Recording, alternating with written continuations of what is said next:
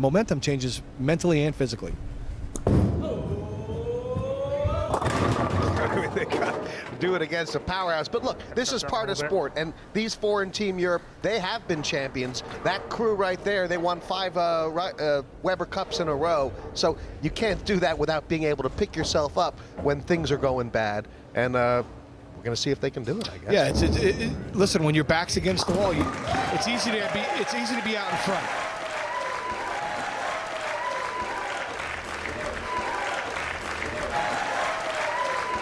Was that a ball change? Another ball change there. And for me, I think that's what Dom needs to say. He says, listen, we've got nothing to lose now. Let's put all our cards on the table, all our chips in the middle, and we're all in. Yeah, I mean, some days you eat chicken, other days nothing but feathers. And Team Europe better start flapping. Look, the biggest deficit ever recovered was by this European team. So they've got it in them. I tell you, they're facing a really uphill battle, though, because this is a monster USA squad right now.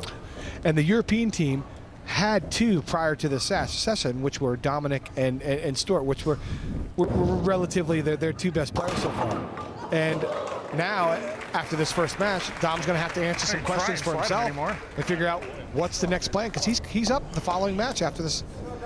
He's bowling a lot today. Right. He's bowling 3 or 4 matches. And historically, you know, if it wasn't Dom, then it was Stu who was the rock, who was the anchor, who got the momentum back. He has got a huge weight on his shoulders, Stu, to stop the rot in the next match. Yeah, I see Dom going back to the ball he started with. Looks as bad now as it did at the start. Yeah, it's clearly was a tactical error on Dom's behalf. When they do re-oil the lane, and I don't know who, if It's only every 3 games to me, so they've still got 2 more games. right, but I don't know if he's again on the fresh. If he's going to bowl on the fresh again, he's not. No, he's got. Stewie will lead the fresh. Right. Next one. But he will see the fresh again in this tournament, and he's going to have to make the tactical changes to make sure he doesn't make the same mistake that he made in this match with Chris. We can see, guys, the lane's starting to play tricks on both players now here. There's not a lot of strikes since in the second half of the game, so But that's what's going to happen next round? And this is what you expect from the Scimitar? That's exactly what it is. The scoring pace drops dramatically, and you know you're not just throwing strike after strike, and that's what they wanted to. That's what Europe wanted to see. I don't think they really expected that they weren't going to strike at all much. Yeah, Europe wants it to be a slugfest. They don't want it to be a strike fest. They want to go out there and try to lower the scoring pace so that they can get back in the game, because they know the Americans have just more power in their game. As far as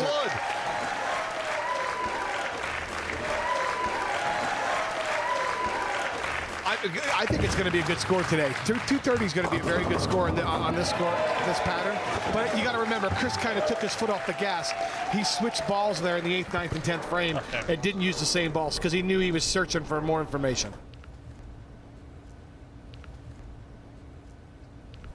It's a great start from Beef Stew.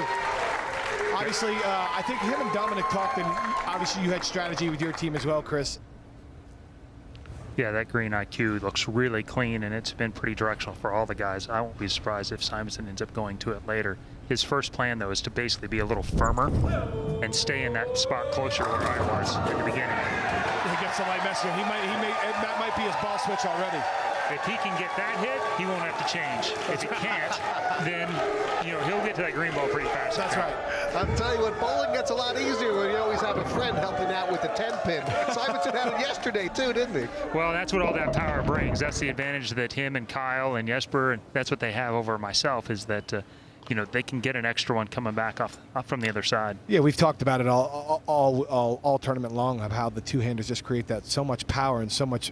Their pocket becomes so much bigger, and they get those half hits and those off hits that the traditional players just don't get.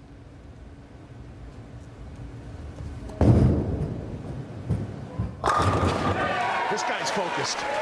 He has bowled exceptionally well over the last few days, for sure, and him having a light day had a lot to do with the success that we had yesterday. Yeah, keeping him on the bench actually helped you guys yesterday, and as you said earlier, you can't hide any players in this event. Everybody will get exposed at some point in time, so the guys have to figure it out. So Stuart, obviously in a huge position for the European team to try to get some good feel, some good vibes back on that side of their camp. 10 hanging again. Is it time for a change? Yeah, we're really close to it. I don't know if he sees it. Sometimes you don't see it as well from the foul line as you do from the back, but it's just a little bit early. And throughout the last couple of days, that's what happens. When you get a little early, there ends up being a lot of ring 10s that look perfect. The result is not. Yeah, he sees the half 10 and then the ring 10. I'm pretty confident if you were down there now, I mean, you're up here in the booth, which actually may help the Europeans, but I'm sure Kyle or the team will pass the message or pass the buck to him. That green ball that you talked about, that green IQ that has been so successful on this lane, you know, that might be the ball that Anthony Simonson goes to. He was just dominant the first day with that ball as well. He's actually got one behind it too, that in between there at a Marvel Gold mat, one of the international Marvel pearls basically, and that might be in between there. But, sure.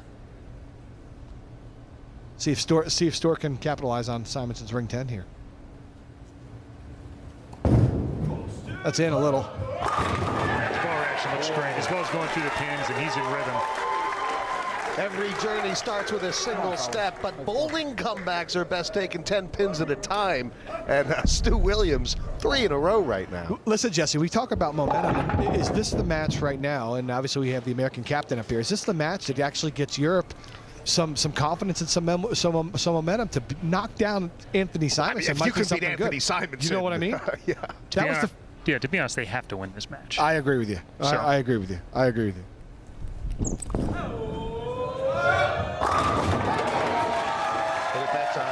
He sees something that we don't, obviously. He knows his game really well, so. I mean, Chris, you know, you talked about, you'd like to talk to him, but the communication between everyone on Team USA has been so good. You'd have to expect Kyle to say something right now. Well, and they did. When he came back last time, they talked about it, and I'm sure that was the conversation. Do you switch balls or something else?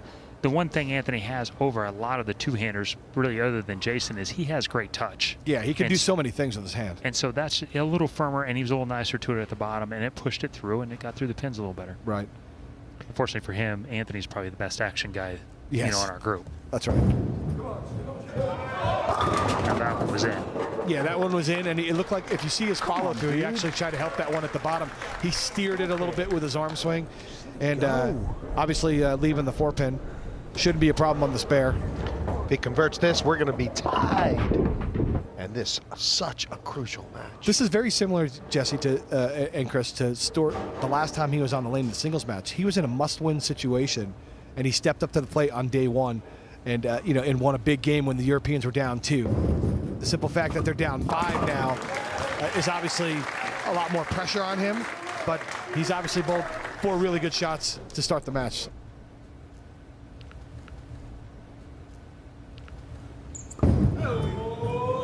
You've been around a lot of Weber Cups, obviously, Chris, and a lot of Team USAs. Is this one of the strongest on paper teams ever assembled? I mean, it seems so powerful.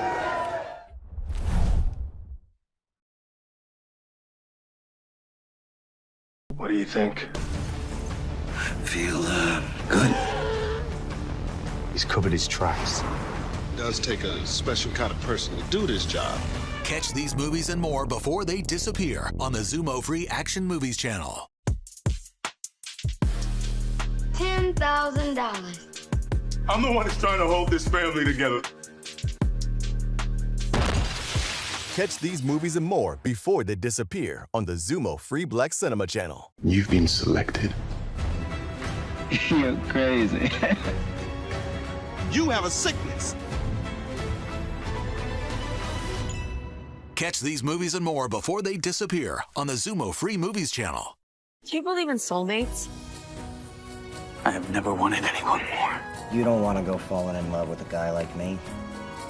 No safety net. I got you. Catch these movies and more before they disappear on the Zumo Her Free Movies channel. You're crazy.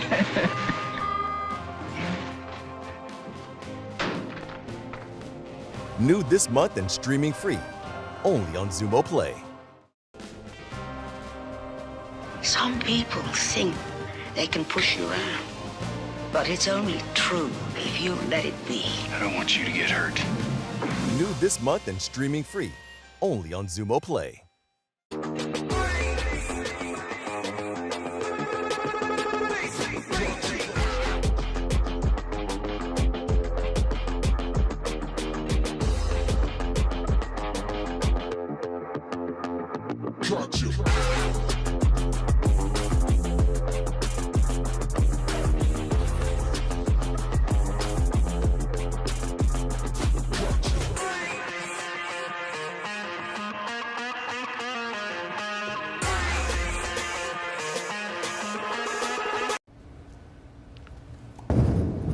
Gotta have keep it. going. Yeah, that's a great shot. That's a great shot from Stewart. I still think Stu has the ball reaction advantage. The deal is Anthony is Anthony. And he has proven over and over again that with average ball reaction, when he's feeling it, he just beats to a enough. different drum. You're right, Chris. Anthony Simonson beats to a different drum. You got to remember, guys, he's 22 years old. Jeez. He's just a very mature 22-year-old in many ways. Was that high? It was for a little bit, and then it went to almost went Brooklyn. So it went Brooklyn. You see him looking right there. That one picked up so fast on him. That might warrant the ball change right there, because it just read the mid lane too hard and dove through on the other side of the pocket to the head pin. So. He was a little in, and it looked like it read 4 feet too early. That's right. I agree with you. Look out. That's all right.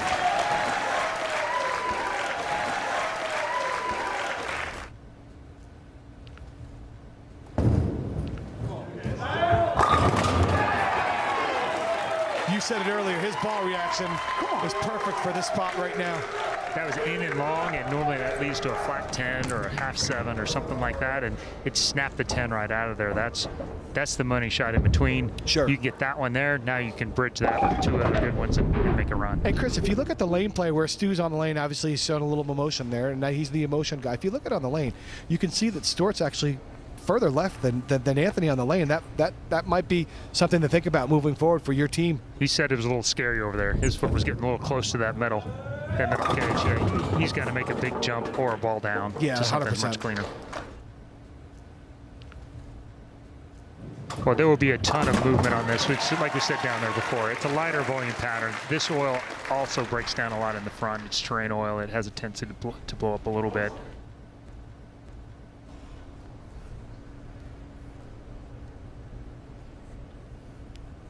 Big lesson learned on my part.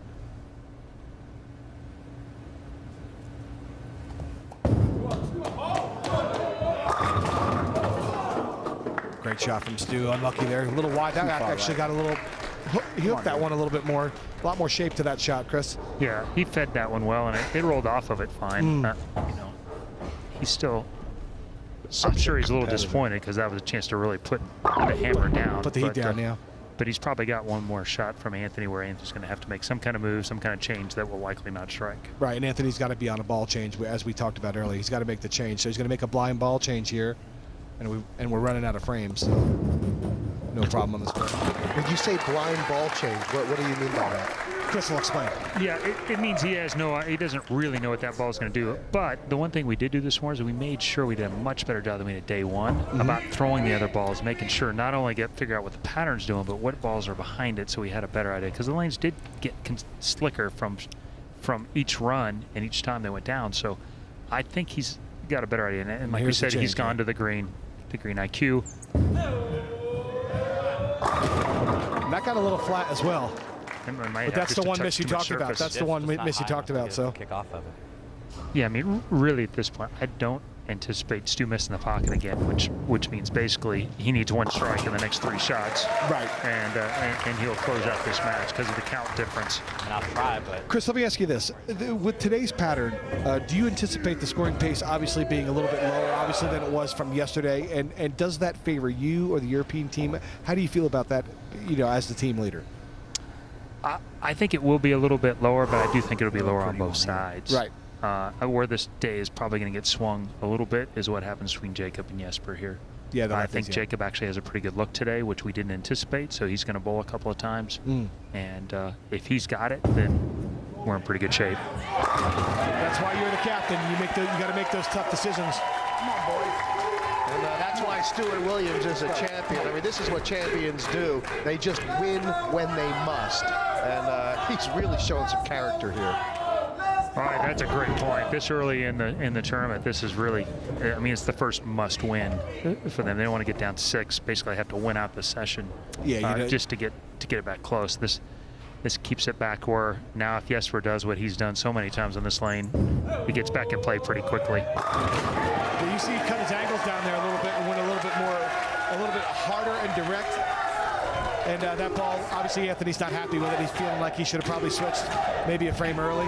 And maybe Europe's benefit is because you're up here in the booth with us and didn't have an opportunity to tell him. I'm blaming it on you guys. I only came up here because it's your birthday. Oh, thanks, buddy. I appreciate that. Thanks for that. What better way to celebrate your birthday than the USA leading in the Weber Cup, right, Tim? I mean, this you bleed Weber Cup. He's the lifelong Weber Cup captain for the Team USA. So he just needs one mark, and it's done. So he needs the spare will. Spare here forces Anthony to strike, and anything else is the European. It's a pinpoint for Europe.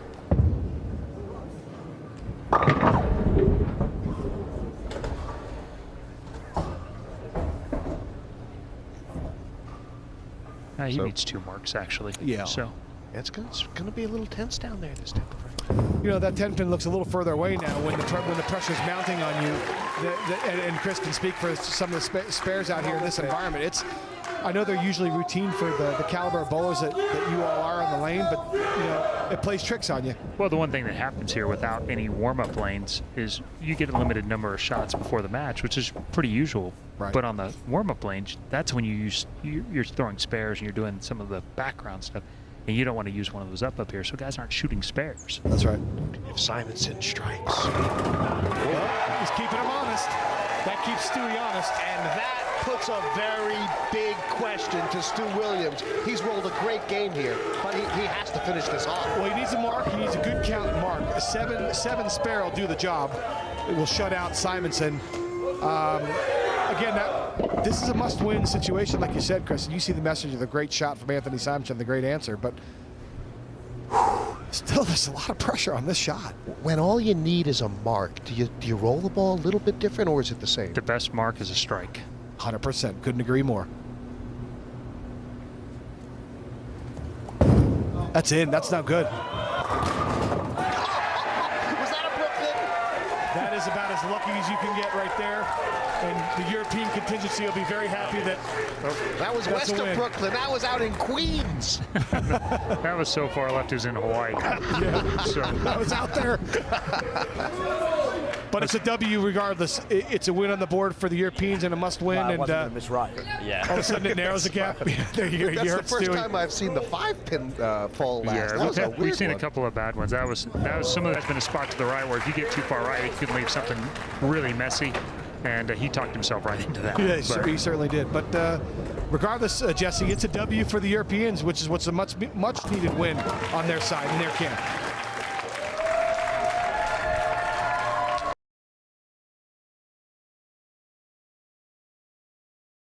You've been selected.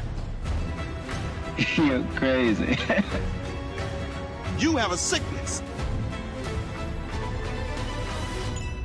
Catch these movies and more before they disappear on the Zumo Free Movies channel.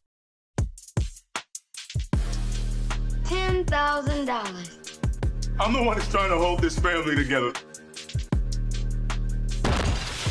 Catch these movies and more before they disappear on the Zumo Free Black Cinema channel. What do you think? Feel good. He's covered his tracks. It does take a special kind of person to do this job. Catch these movies and more before they disappear on the Zumo Free Action Movies channel. Do you believe in soulmates? I have never wanted anyone more. You don't want to go falling in love with a guy like me. No safety net. I got you. Catch these movies and more before they disappear on the Zumo Her Free Movies channel. Who is this man? The FBI is withholding the identity of the assassin who fled captivity last night in a daring escape. America's Most Wanted. Streaming free all month long, only on Zumo Play. Some people think they can push you around, but it's only true if you let it be. I don't want you to get hurt. New this month and streaming free, only on Zumo Play.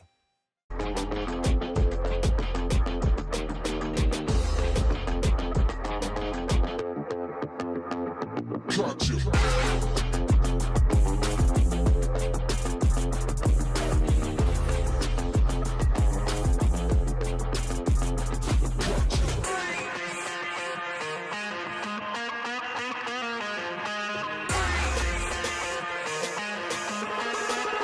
quick reminder, if you aren't subscribed, make sure to subscribe if you like bowling content. We have 3 videos coming out every single week. We have instructional videos, we have arsenal builders, and so much more. And then if you are subscribed, make sure to check if YouTube did unsubscribe you. That can sometimes happen. But let's get back to a speed dominant bowlers league arsenal. All right, we had a video come out a couple of weeks ago determining if you're rev dominant or speed dominant. I'll have that linked up above or down in the description for you to be able to figure out, are you speed dominant or are you more rev dominant or even balanced? So let's make a league arsenal though for those speed dominant bowlers. Now we're going to do a quick preface. This is league bowling only. This is not going to be a tournament arsenal. That's going to be a little bit different. So looking at our general scale of strong, smooth, strong, sharp, and so on and so on, let's start with the first category. For speed dominant, you're going to need something strong, and you can use the strongest bowling balls in existence.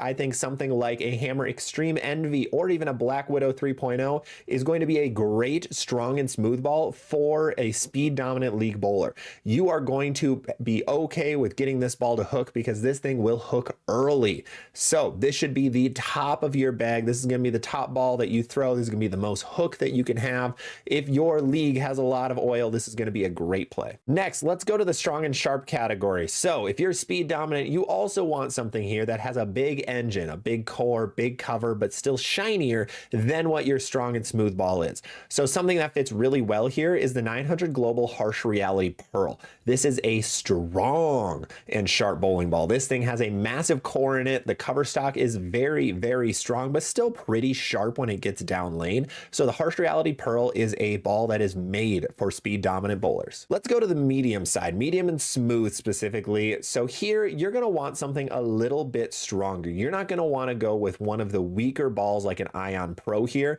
You're going to want to go with stuff like a Storm Phase 2, a Hazmat Solid, the old Storm Summit, may it rest in peace. You can even put a Motive Evoke in here. You can have more mild asymmetrical bowling balls or stronger symmetrical solid bowling balls that fit in this category, because this ball just needs to come below your strong and smooth ball, and all of these options are going to be great below those really extremely strong asymmetrical solid balls. Now similarly for the medium and sharp category, we're going to want something stronger, something still pearl and below our strong and sharp ball, but it's still going to be on the stronger side. So something like a Hammer Hazmat is going to fit really well here. That is a shiny hybrid bowling ball that has a very big core in it, so it's still going to hook a bunch and it's still going to be a ball down though. So you're going to want to look for stronger symmetrical pearl balls or more mild asymmetrical pearl balls. And finally, the weak category is going to be a little bit interesting. You're still going to need something with a lot of core on it, but still weak for when the lanes really are torch. So one of my favorite balls here, if you are more speed dominant, is going to be the IQ Tour. This is going to be a really good dry lane bowling ball for you. This might be a little too much for your rev dominant counterparts, but for speed dominant, this could be a really good play when you need to go down and in on something that is still a little bit burnt up, where you can get the IQ Tour through the front part of the lane, but the RG is low enough where it's still going to want to hook and get to the pocket. And finally, one of the better weak and sharp bowling balls for a speed dominant bowler is going to be the Max Thrill series, the Max Thrill Pearl, specifically from Motive. These are very, very strong, weak bowling balls, as confusing as that sentence is, where these balls have a bigger core, bigger cover in them. We've seen people like EJ Tackett hook the whole lane with them. We've seen players like Ronnie Russell hook the whole lane with them. It's possible, but for a speed dominant bowler, this can be just enough ball when the lanes are burnt up a little bit, where it's still going to have that pop to be able to hook down lane if you can't get a ball to hook that easily. If you're throwing it really fast, this one should still be able to hit friction and hook for you. So make sure to be looking around, watch a couple of our other videos to determine how strong a bowling ball is and if it would fit in your category. The big rule of thumb for all speed dominant bowlers is you are okay with using those stronger cores, stronger covers. Just make sure you don't get too many of the really strong asymmetrical balls or too many of the really weak bowling balls. And that's with everybody, but for speed dominant especially, you want to have a range. So try to hit some of the general characteristics that we've talked about in this video. And again, this is the league arsenal only. We'll cover tournament arsenals in the future, so stay tuned for that. Make sure to subscribe to see all of those coming out. But otherwise, if you have any questions about your arsenal, please do not hesitate to reach out in the comment section or on any of the other social media platforms. We have TikTok and Instagram, so go check those out if you haven't already. Otherwise, make sure to like and subscribe for more videos like this. Thanks for watching. Bowling term of the day is a symmetrical versus asymmetrical core in a bowling ball.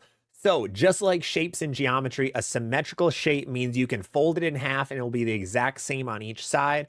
Similarly, bowling cores are the same way. A symmetrical core is going to generally hook a little bit later and be a little rounder for what it does on the lane. It's going to have a different reaction than asymmetrical. Bowling balls have to be drilled in a certain way, of course, because they are asymmetrical, but they are generally going to hook earlier.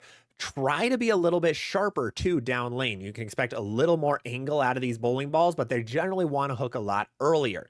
So make sure you know if your bowling ball is symmetrical versus asymmetrical, because that changes how it's going to react. Like on our Arsenal scales, most asymmetrical bowling balls are in the strong category. Most symmetrical balls are in the medium and weak categories. Now, of course, there's outliers, but that is what symmetrical versus asymmetrical means.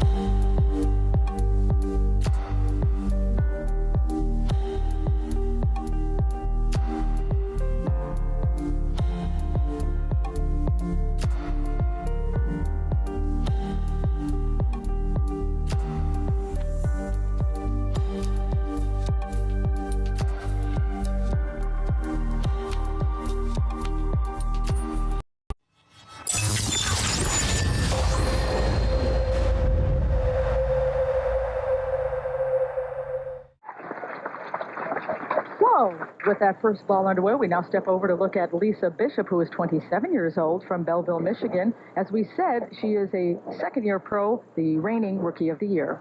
She is the Ebonite Rookie of the Year, and she is having, though, a little bit of a sophomore jinx. She made the first 2 cuts out, hasn't made a cut since then until this show, so she's very happy to be on this telecast. 10-pin stays up, so she has her work cut out for her in the opening frame. Well, one of Lisa's keys is ball speed. She throws very hard.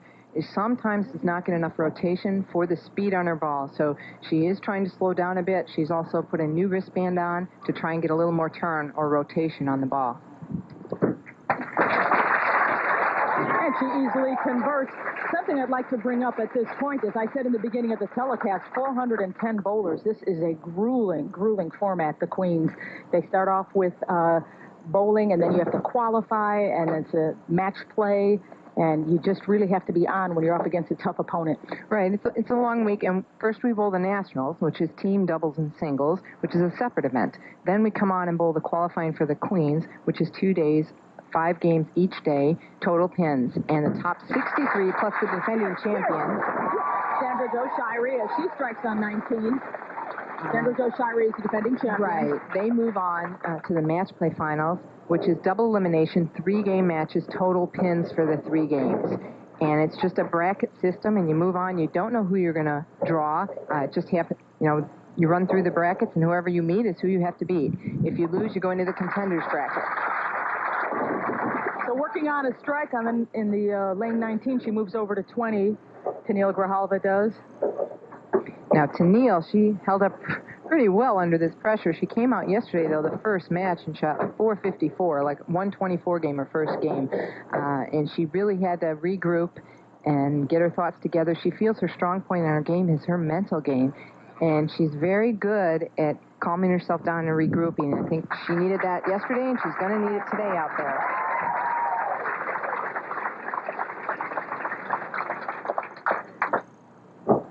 She has a 5-step approach, holds the ball about waist high here. She's going to get the ball pushing on her second step right here. Pretty high backswing, about head high, a little over, generates some speed, and a strong release, very consistent release, I noticed. Watch the arm snap through. She creates quite a few revolutions on the ball, and she's able to slide it through the heads, or the front part of the lane. It was very successful on the condition we bowled on this week.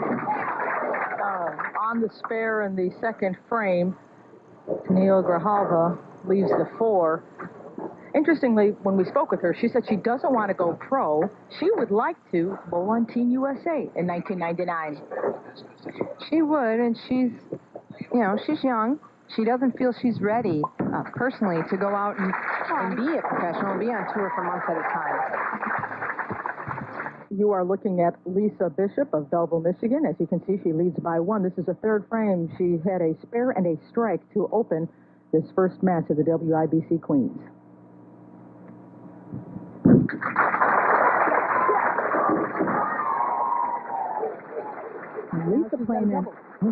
Lisa playing an outside line there, and it's a little bit different from what you see Tennille playing. Most of the players played in between the 3rd, 4th, even 5th arrow most of the week, but Lisa yesterday moved farther right. Some of the other players did, and they found it to be more successful as the week went on.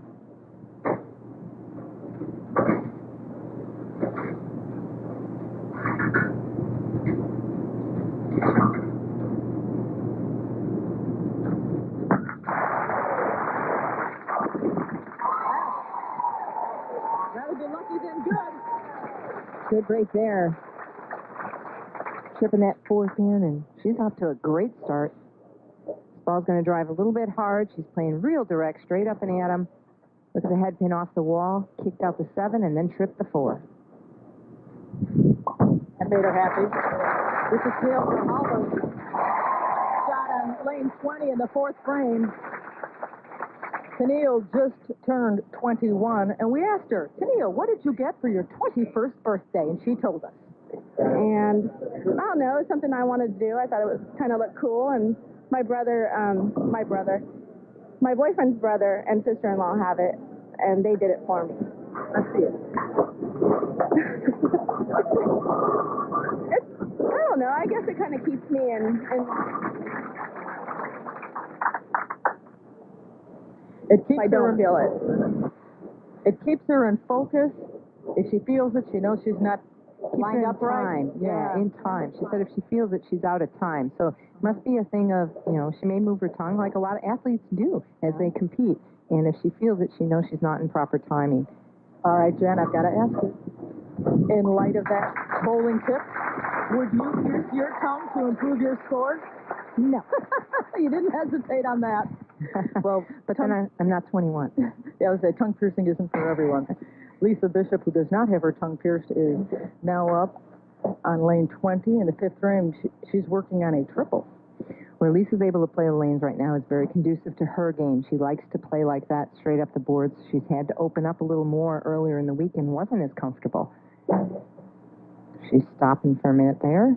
Something distracted her. And she's looks like she's either getting tape or rosin. Additional rosin drying her hand. A little bit warm out there. And if you don't get the right feel, it's tough. In fact, this is where being a veteran. And we joke that she's only a 2nd-year veteran, but she's been on TV. She knows the heat of the lights, and she knows she can step down and readjust. Exactly. That's a good point. She leaves kind of a half 10. Didn't quite catch that one. I was going to mention that, in fact, the particular grips that she uses, they sometimes sweat a bit.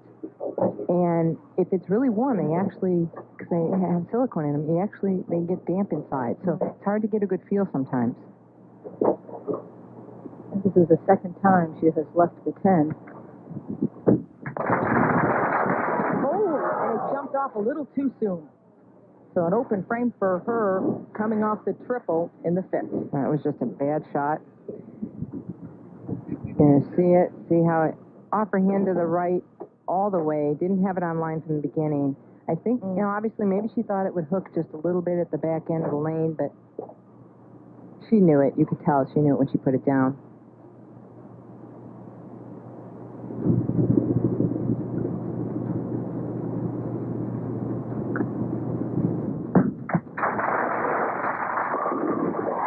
It kind of took the thunder out of the crowd. They were very tender just now with their applause, and she came through, and that's what you want to do when you miss. So we're going to step aside here. It's very, very close in our opening match of the WIBC Queens. But first, I guess we're going to let Tennille Grijalva take this shot. And she leaves herself a split and a lot of trouble. And Bad shot. Pulled that inside of target. She is actually playing the same hook break point as Lisa, but going to it in a different way. She's opening up to it. She missed that left, and it hooked, jumped on the nose. And she goes for a pin count in the 6th frame, but she has a 105 and open frame, moving over to lane 19. And I should add that she is wearing a microphone, so you will hear her critiquing herself, as it were. There you see the numbers. And though she's only 21, she's been bowling a long time, Leandra. Started at age 3. Just rolling the ball with 2 hands down the middle of the lane. Oh, and gets it. That was great. That was really great.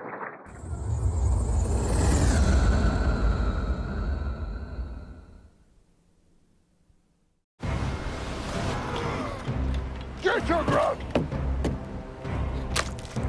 Oh, great. Gruel. Have we any ribeye? I prefer mine medium rare, not too pink. Oh, well done for me. Well done. Why would you do that to a piece of meat? Thank you for the gruel. So, what are you in the mood for? I'm thinking ribeye.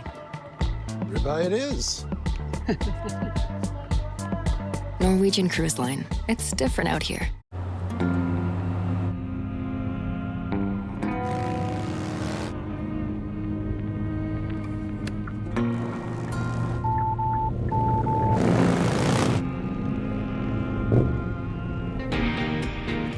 A blind spot that's never out of sight.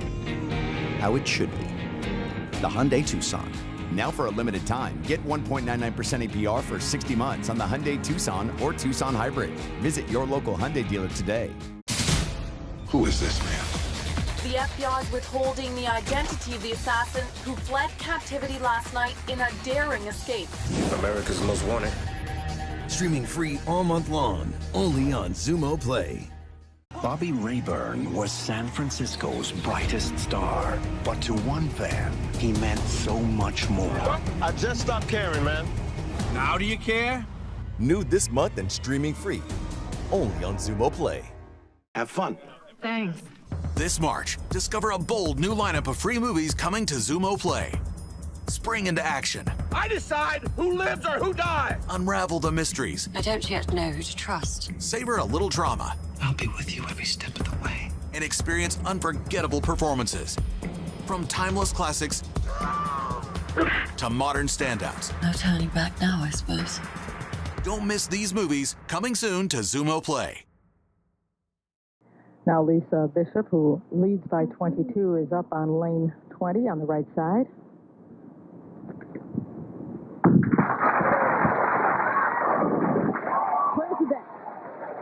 She has a double. She has a real good shot to the pocket, and we'll see probably Linda Norrie playing that same area of the lane. They both should have an equally good shot.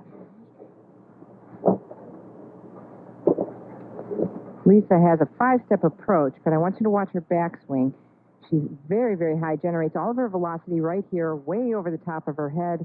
Now watch her push through. Look at that power. She doesn't have the revolution some of the other players have, but she knocks it down with speed. Both things will knock bowling pins down. And the Rookie of the Year shows no signs of a sophomore jinx. Another triple for Lisa Bishop in this opening match. Carried to Brooklyn there. A little bit fortunate, but... No. The best she can do, her maximum score would be 225. That being in Oklahoma. Right. Again, the 10 causes a problem on lane 20. Well, she's getting to the pocket now, and I expected it to take a little time for her to settle in. She had that great opening shot, but sometimes what that does is get your adrenaline going, and you need to calm it back down. I know she had trouble after she knew she made the show. She didn't, you know, it was tough for her to calm back down. Now, at Orange County High School, she played basketball, and she was the first girl on the varsity golf team. Her influences and coaches, who would include Mark Baker, Barry Asher, and her boyfriend, Jason Milligan, who just bought his regional card. She did bowl at Samstown, finished 15th. Bowled doubles with Kelly Morrow. 297 this week, and that was part of the highest series bowls, 758.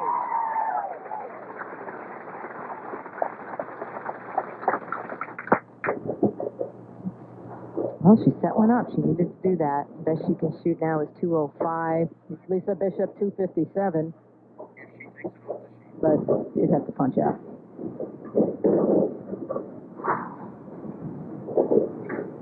She really just needs some marks here. Yeah. Up in the eighth, and here come the marks. That's 4 in a row.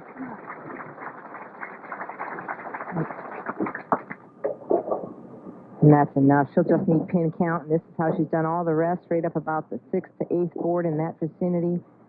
Ball driving into the pocket. Ooh.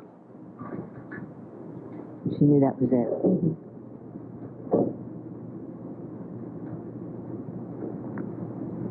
I think she knew she could have done less, but she said, hey, I'm going to get this over with now. And she now has 5 in a row.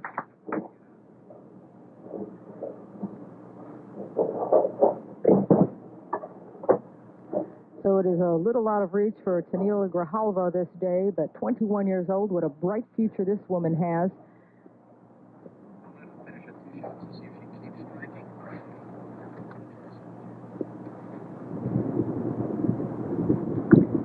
Well, she's pretty lined up here.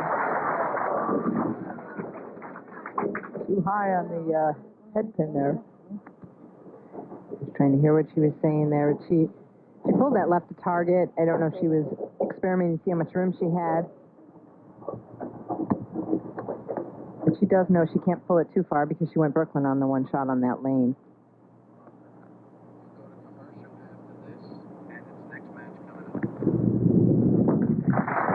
And again, it is experience that prevails. So Lisa Bishop climbs the ladder. She will take on Karen Stroud as the WIBC Queens continues. Welcome back to our second match. Lisa Bishop deposed of Tennille Grijalva and now faces Karen Stroud, a 24-year-old from Canyon, Texas. She is originally from Victoria, but has since moved to Canyon.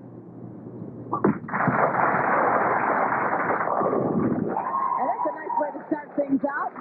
And there's a different angle into the pocket. She's deeper inside, much deeper, playing closer to that 4th arrow. And there you see the numbers, 244 to 205 for Lisa Bishop to climb up the step ladder, qualifying 4th. She now faces number 3 qualifier, Karen Stroud.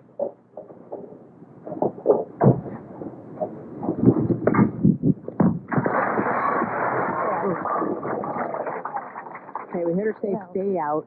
She meant don't hook enough to leave a washout. She wanted the ball to stay right so that it would deflect and the 6 would take out the 10. She missed right with this shot badly. Still sliding right out to about the 3rd arrow. She just wanted that 6 pin to take the 10 out so she has a pickable spare. It's interesting because Lisa told us last night she got caught in between yesterday. The middles were hooking. The right, when she moved right, there was too much conditioner. So she drilled some balls for today so that she could move right. So she said when she gets in, it's hard for her to get the ball to hit. So she moved right. She appears to have made the right choice. That was just a bad shot. No problem picking up the 1, 2, 4. And if you hear a little bit of rattling, Lisa Bishop is wearing a necklace that is kind of hitting her microphone.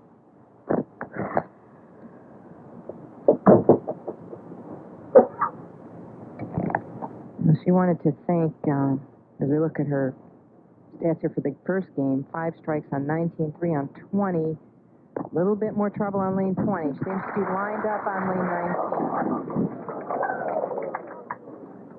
19. As I say, she's lined up on 19. Yeah, she hits the nose. However, she did go Brooklyn for one of the strikes on 19. She knows if she misses left like that, left target, she's going to go on the nose. There's not that much hold there.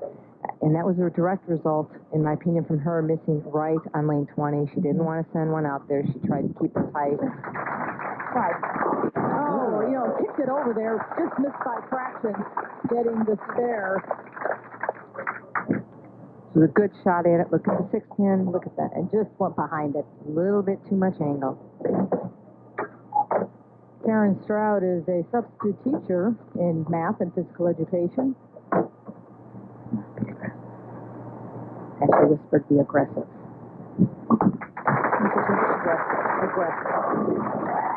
And she is. She's got a double going for her. Wow, she's not having trouble with the nerves. She's got a 5-step approach. Now, she opens up a little bit and breaks her wrist at the top. She actually cuts it, then it went straight. Flares, yeah. Right. A lot of play in that wrist there that can lead to some inconsistency, but not today. This result looks the same as the last one, flush in the hole. She looks good. She gets a lot of turn on the ball. It's just occasionally she'll get a little inconsistent with the release because of that play in the wrist.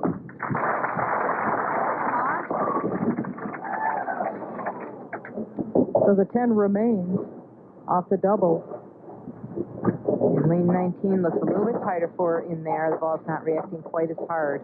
She's going to change balls here to shoot her spare. One that's not going to hook for her, it's the easiest way to shoot a spare. Especially the 10 pin. It took away at the end there. I wasn't quite sure till it fell over. Now, Lisa Bishop was unable to convert the 6-7-10 split. That 1997 Terre Haute win was pretty dramatic. It was her first event. It was. First event as a professional, and boom. Just like that. She seems to have settled down. Spare, open, frame, and strike sums up the first 3 frames here in this second match at the WIBC Queens.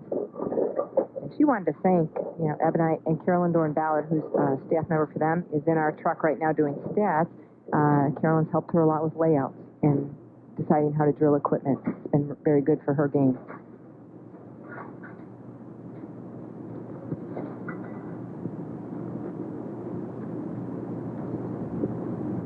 Down by 23 and comes up high and leaves herself once again with a pin count to deal with, 3-6-10 this time. This is the third time she's left free standing. In the first frame, it was 1-2-4. And the second frame, it was 6-7-10. And this time, it is 3-6-10. She's going to change balls. It appears lane 19 is breaking down a little bit on her. I mean, the conditioner's moving left a little, and she's going to have to make a move. Look it up. Gotta find it. Clears the deck here.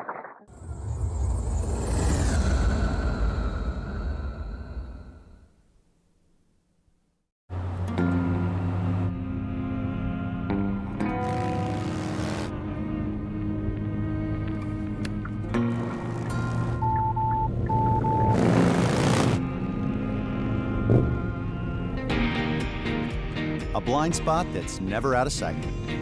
How it should be. The Hyundai Tucson. Now for a limited time, get 1.99% APR for 60 months on the Hyundai Tucson or Tucson Hybrid. Visit your local Hyundai dealer today. Get your grunt! Oh, great. Gruel. Have we any ribeye? I prefer mine medium rare, not too pink. Oh, well done for me. Well done. Why would you do that to a piece of meat? Thank you for the gruel. So, what are you in the mood for? I'm thinking ribeye. Ribeye it is. Norwegian Cruise Line. It's different out here. My name is James Jackson Dial. I was trained in target elimination. It's gonna be chaotic real quick. Go, go, go.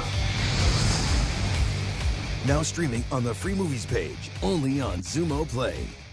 My name is James Jackson Dial. I was trained in target elimination. It's gonna be chaotic real quick. Go, go, go. Now streaming on the Free Movies page, only on Zumo Play. Bobby Rayburn was San Francisco's brightest star. But to one fan, he meant so much more. I just stopped caring, man. Now do you care? New this month and streaming free, only on Zumo Play.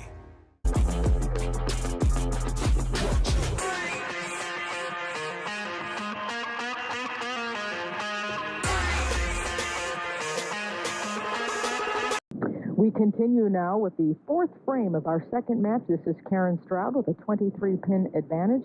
She is working on a spare. That was very soft and light pin action. Yeah, she sent that too far right, caught that strip of conditioner that Lisa Bishop is using as hold to her left. She caught it to her right, and the ball continued to slide. She's left the 210 here. She's going to try to hook the ball, it looks like, at it, and try and hit the left side of the 2-pin. No, these are spare ball, I guess. She's still hooking it a little bit, though, at the 2 pins. And 1 after 1. Didn't get it to kick over to the side, so she now has an open frame in the 7th, and that 23-pin lead dwindles down to 10. Here's the first shot. And she's setting this down in deep about 30-35, but getting it right all the way to 10. She's only trying to get out to about the 14th, 15th board. It won't come back from there. Just went too far. And again, maybe a little inconsistency with that wrist also. Didn't quite catch it as good as she's been. Now she's on 19. Once again, the 2 stays up. Right. She's just not getting a real good aggressive shot off right now. The ball's sliding about 50 feet, 55 feet down the lane before it breaks into a roll. She needs to either, she could move right a little bit, get in, out of a little bit of the conditioner. She might move left. Actually, what seemed to work for a lot of players this week, playing where she is move her target left so she doesn't get right into that conditioner. The opposite of the lessons you've heard at home as far as moving on the lanes. All of our bowlers today are right-handed. Lisa Bishop, we told her she was Rookie of the Year. In 1995, she was a member of Team USA. And she trails by 10, working on a spare. In 1995, she was a team member of the WIBC tournament record-setting team of Contour Power Grips. That winning team that set the record. And missing right again. On lane 20, she's just not real consistent right now. And there are Lisa's parents, Laura and Marion Bishop. And there's nothing like having family in the crowd to help you along, to settle your nerves, and it's a time for Mom and Dad to say, hey, ain't we done good? Right, and Marion, her dad, is actually her coach. He's been her coach ever since she was young. And she attributes a lot of her success, most of it, really, to him. Looks like she's got it. And she does. 2 spares for her. Jan had a chance to talk with Lisa before the competition began, and with tongue firmly implanted in cheek, she asked her, what's it like to be a veteran? Well, they asked me that question yesterday. I don't feel like a veteran, but I guess I've got the most time out here on tour so far. There's some great players out there. I just hope that I can just make the shots and knock down more pins than them and climb up that ladder. I'm really excited and going for a major, and this is what I've wanted for a very long time. So, just going to go out there and do my best. And she's doing very well right now. A 23-pin deficit has turned into a 14-pin deficit. 2 spares. And still, she's not getting the pin action she wants. No, and she's just... Actually, it looks like she's just really not making real good shots because she's missing right on lane 20. She's missing left on lane 19. So she keeps compensating for what's happening. I think she needs to step back and look at each lane. Just try to reline up on each lane separate. Exactly. Sometimes you get caught up in that.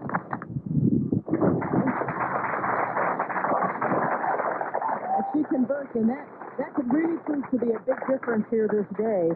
With the pin action the ladies have been getting, we've only had between the 2 of them 3 strikes after about 11 frames of bowling when you combine them together. So it's going to be who can convert.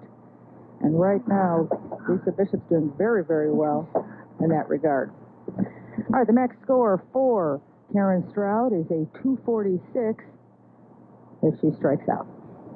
That was a better roll. Came back high. Looks like she cut her speed a little and try to get a little more roll on the ball. A lot of these players will make subtle moves with their hands, different release positions, so that they can create more roll. You can watch this ball. It's not flying. See, it's going to start breaking into a roll right about here, which is probably about 5 to 10 feet sooner than the last ball she made. However, a little bit too high with that shot. This will be an important spare for her. And she's just like Camille. This is her first Queen's appearance. I mean, the first one she's entered. First Queen she's entered, and she makes the show. Both players. That was pretty amazing. I think they're going to like this event. I think I keep it on my calendar. There you see the numbers. It's now 13 pins. As Karen Stroud now is on lane 19. Karen also started bowling young, age 4. 2 hands, throw the ball down the lane. It's a good idea, though, as soon as your kids can throw with one hand, have them start doing it.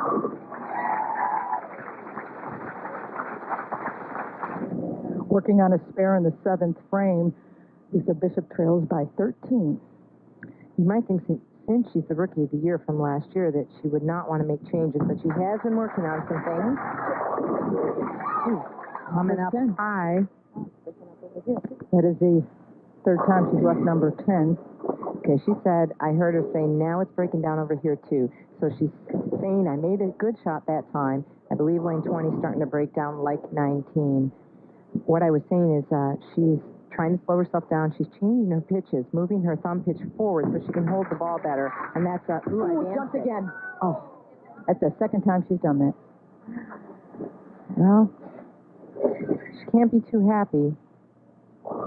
You know, she looked like she was in control on that shot. She thinks it's going to hang on right here. Look at that. Sliding off. Bit of conditioner at the back end, or the lane might not be exactly level at the back end. There is little depressions in lanes. And you can see she now has an open frame in the 7th as she moves over to 19. Came up a little high, but it gave her a much-needed strike at this point in the competition. She's frustrated. You can see it in her eyes. Yeah, she made a move on that shot. Now, Karen Stroud's working on a strike. You know, Lisa Bishop only bowled her second strike of the match with that shot. You can hear Lisa talking in the background. She's saying 2 to 10 pins. She's talking to herself. I think when Karen's up, we're hearing Lisa most of the time. Karen's saying, I'm up by 25. Keep your head turned on straight. Exactly. Focus on what I'm doing.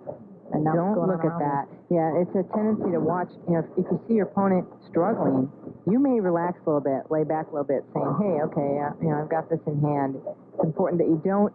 And Karen's doing a good job of trying to stay focused, get the ball to the pocket, and pick up her spares.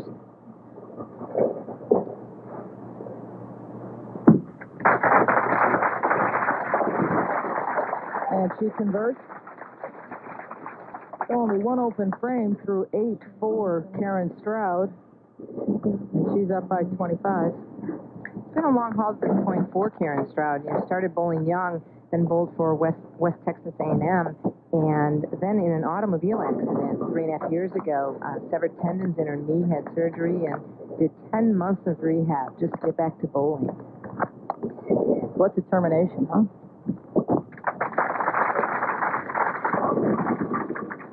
It was her left knee, which is so important. You know, so stressful to a right-handed bowler. And there's that ball sliding again. Neither player two lined up at this point in time. The lanes appear to be changing. Oil carrying down, moving around on the lane, and they're having to move with it. They're trying to make moves and get lined up, so whichever one of these players goes on from this match, hopefully he'll have, you know, the lanes will change enough that they'll have a good shot again. Again, she converts. The last 3 attempts have been strikes, spares, so Karen Stroud staying very focused in this match as Lisa Bishop steps up. She's working on a strike, and it's only her second strike of the match. But she could still strike out for 199, which would then force Karen Stroud to double in the 10th. So she can't shut Karen out, but she can put herself in good shape.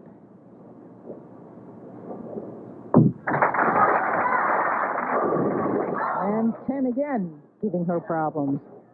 Okay, she's made a move left on the lanes. She's trying to play them a different way now. Pretty amazing for as good of a shot as she had that first game, that they've changed that much, but they just start to hook a little bit, and you know you can't miss left, then you go to missing right. You make your bailout right, and she couldn't miss right either, so I'm holding my breath. Oh, good. Because I've seen her attempt this shot twice now, and it jumped. And look at the relief on her face. See where she's moved to. Look where she's at. She's in around 25, setting the ball down, going out to about 15, 14, bringing it back. She's totally changed her line. And this is the spare that she's had trouble with. That time, look at, very aggressive with it, kept it on the lane. And went much straighter at it. Yeah, I think she was just losing that ball a little bit at her release, shooting at those 10 pins. Oh, that one came up right on the nose. Yeah. She missed left. What she's trying to do here is a hard thing. She's gone from trying to point the ball now to try to open up. So you have to change her whole body angle. She was going up the lane. Now she has to open her shoulders and go right with the ball. And it's not easy to do. And though she is a veteran, remember, it's only her second year out here. So it's a tough thing.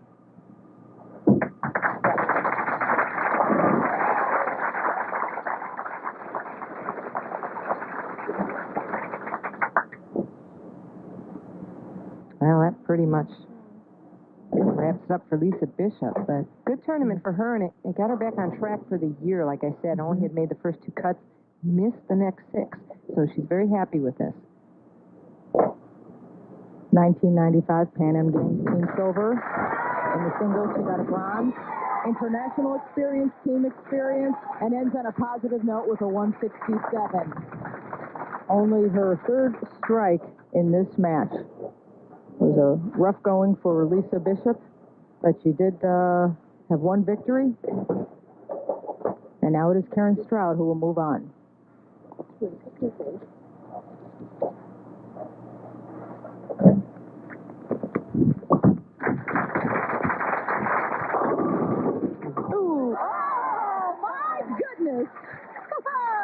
The two-time collegiate All-America out of West Texas A&M gets some friendly pin action. A $6,000 check for Lisa Bishop for finishing 4th. And Karen Stroud, who is 3rd, will now go up against the number 2 bowler, Kendra Cameron. We're going to take a break, but when we come back, we will fill you in on the Queen's Court and tell you how they finished right here at Davenport, Iowa.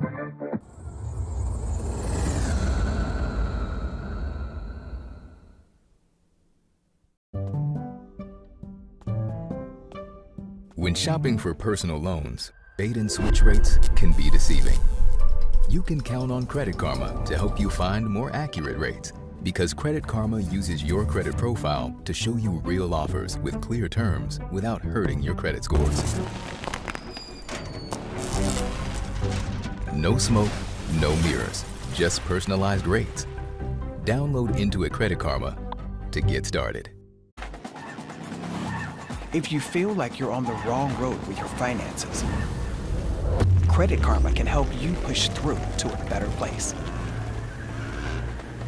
Because that's how you gain the power to reach your horizons, wherever they may take you. Find your way to money with personalized guidance to improve your credit, savings, taxes, and more. Intuit Credit Karma, proud partner of Team USA.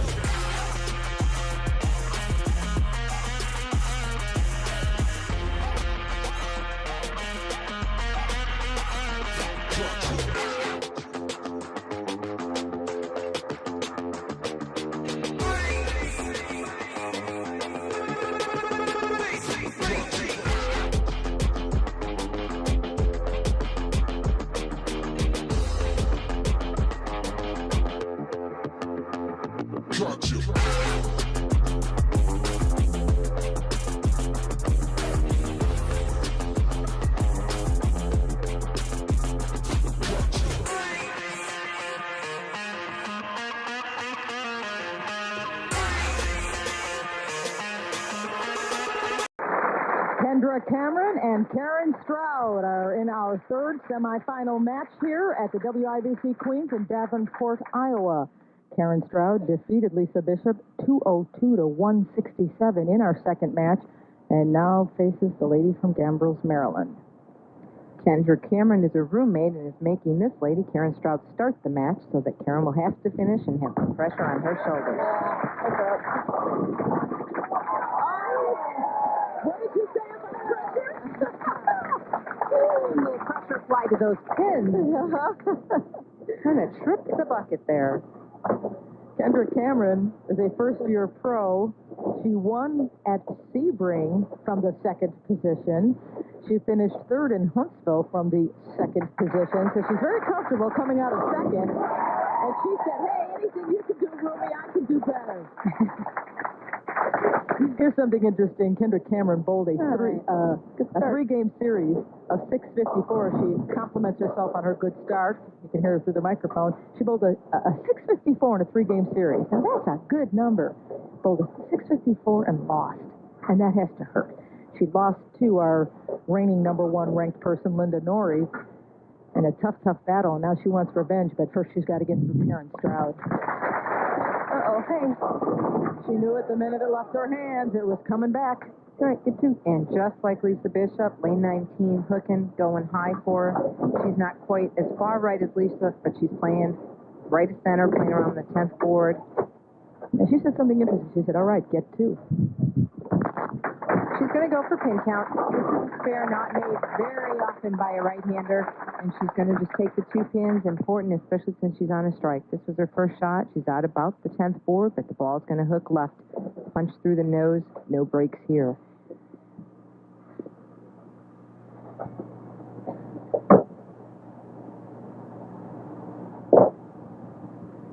.259, high game for Karen this week. But on the low game side of that, the 148, boy, is this gal lucky with those pin drops. The 148 that she bowled was against Linda Norrie. Not the time you want the low game when that gal's on the other line. I don't think you ever want it, but at least in this event, it's a 3-game series, so you have a chance to come back.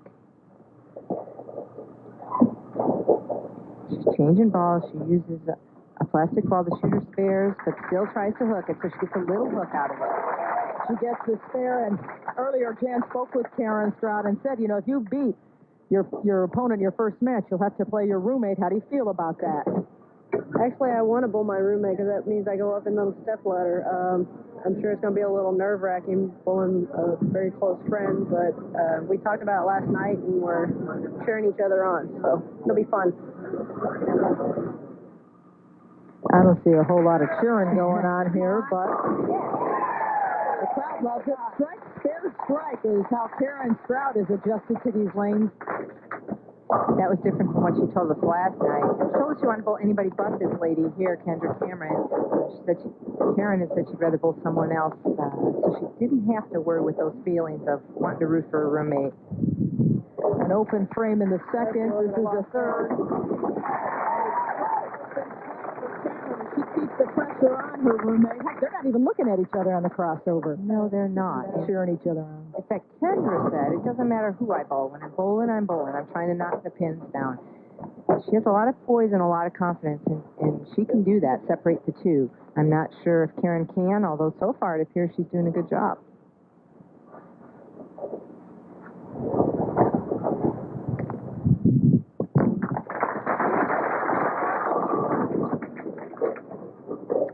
Tried to get that ball farther right, actually hooked more. This is Steve Ryan, the CEO of Strike 10 Entertainment, doing great things to move bowling forward.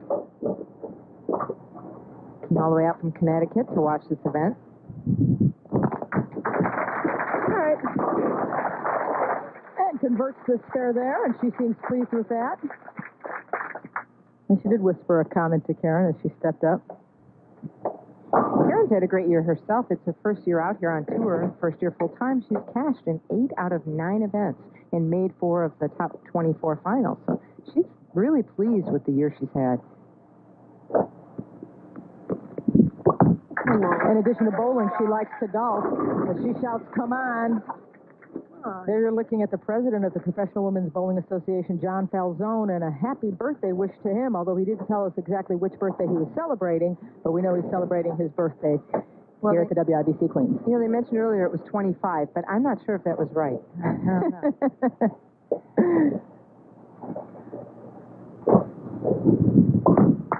All right, a conversion in order, but not happening here on lane 20 for Karen Stroud, and she leaves an open frame off a strike in the third.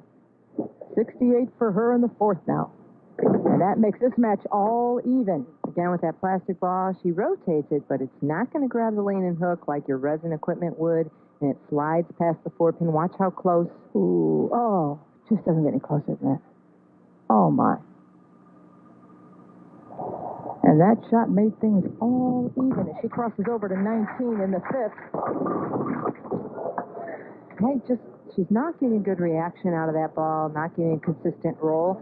I don't know if she could go to something that would maybe start up just a little bit sooner, because that ball's going too long on most of her shots, unless she really softens up and then she's on the nose. The 2-8-10, almost impossible to pick up unless you get a good break with the pin bouncing off the backboard or the sidewall. This is her first Queens event ever. Oh, and that slid off to the right. she only gets one, not the pin count she desired. So it's 76 for her in the fifth, and that gives Kendra Cameron plus 12. Well, these two ladies roomed together. Also, Linda Norrie went in their room this week for a period of time, so it was a pretty popular room there. Allison Alming also rooms with them on tour, and she made the cut here but didn't make the show. Kendra Cameron knocked her out of it. Come on! Yeah. Off the spare, she gets the strike. And went from being 12 down to being 12 up. This is Joyce Deitch. She is the WIBC president. That's the Women's International Bowling Congress's president. Great job she is doing for professional women's bowling.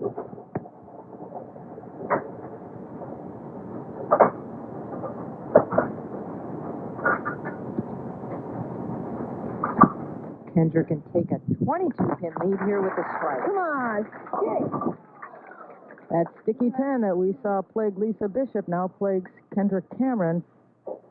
This is the third time number 10 has stayed up for her. Well, she's been high twice on lane 19, so she made a move, and it hit half pocket, a little bit too much of a move, but you have to move quick. It's one game out there. She needs to make a move, and now she can go somewhere. Oh, I've seen that before. Wow.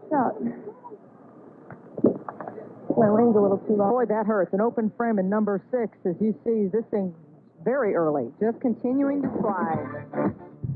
Davenport is home to the American Water Company. Like many major businesses in the Quad Cities region, art and aesthetics play an important part in their corporate image, as evidenced by this bronze sculpture that points to the historic Rock Island Arsenal. We'll be back. Karen Stroud saw her opponent leave an open frame in the 6th, and that means this match is even as she wipes them out for her third strike of this match. Both ladies now posting 3 strikes through 6 frames. She jumped all over this one. Good rotation. Watch the ball. It's going to start rolling up sooner. Right about here, start rotating over. Good hard break at the back end. That's something she wasn't getting earlier. Let's see if she can do it on 19, though. She's been having even more slide or skid on lane 19.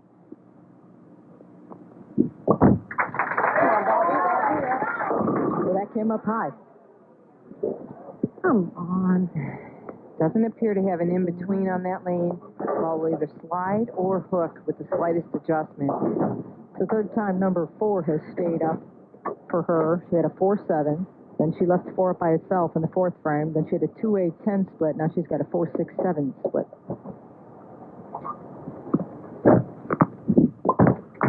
Now she'll go for pin count. Ticked over to the right, almost. Everyone's on hand for the telecast today. It's great to see them all out. Now not getting the ball up on lane 20. It's so tough to be out there, and we talked about it. These players don't have the most amount of experience. She's going to try to make a trick shot, she's telling us. Using her spare ball. Going straight up the lane. And got the 2, 1 and 2, but no 10. So now from being up by 12, she now has a 1-pin advantage.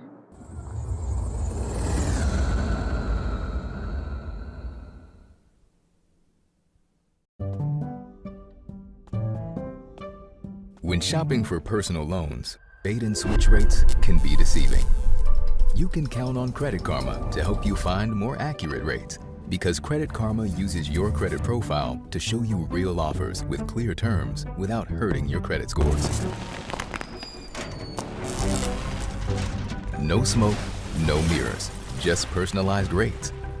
Download Intuit Credit Karma to get started. Fighting through forms for new car insurance rates can take forever. You can count on Credit Karma to speed things up, because Credit Karma shows you personalized rates from top providers without the extra legwork, so you can get to the coverage you need ASAP. Download Intuit Credit Karma to get started.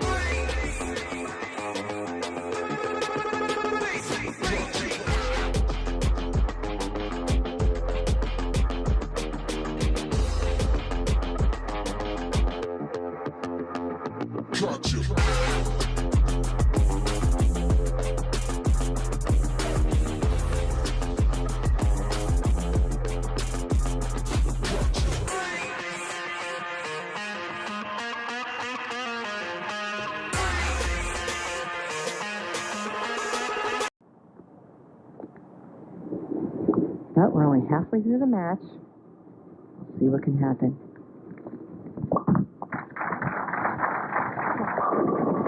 Oh, the 10s are rocking but not dropping. Made a good shot there, though. Karen. Good roll on that ball. Ball hit pretty good. Just soft 10, but...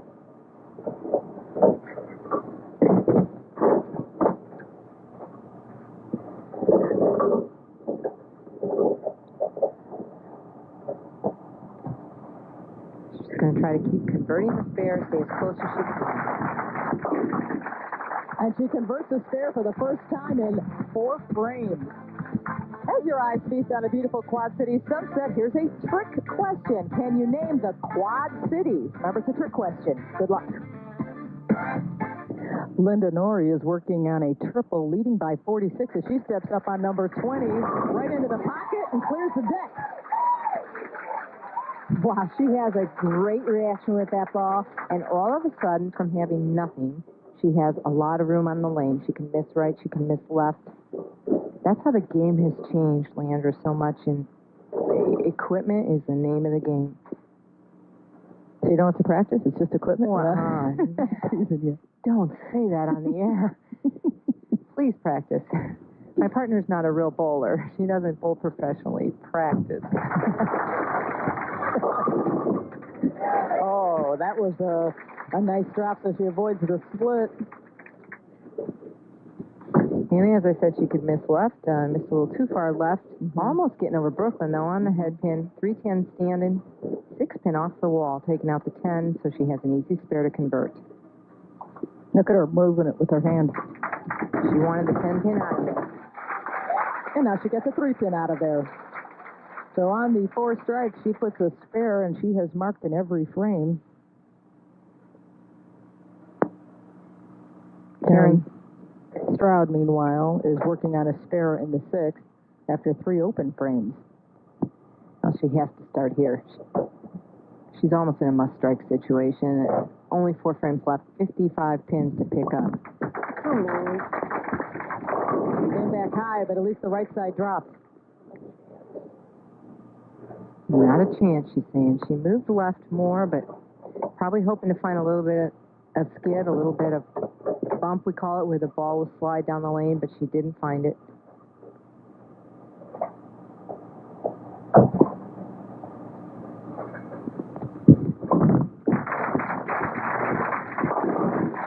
And she converts on 20 to put back-to-back back spares together.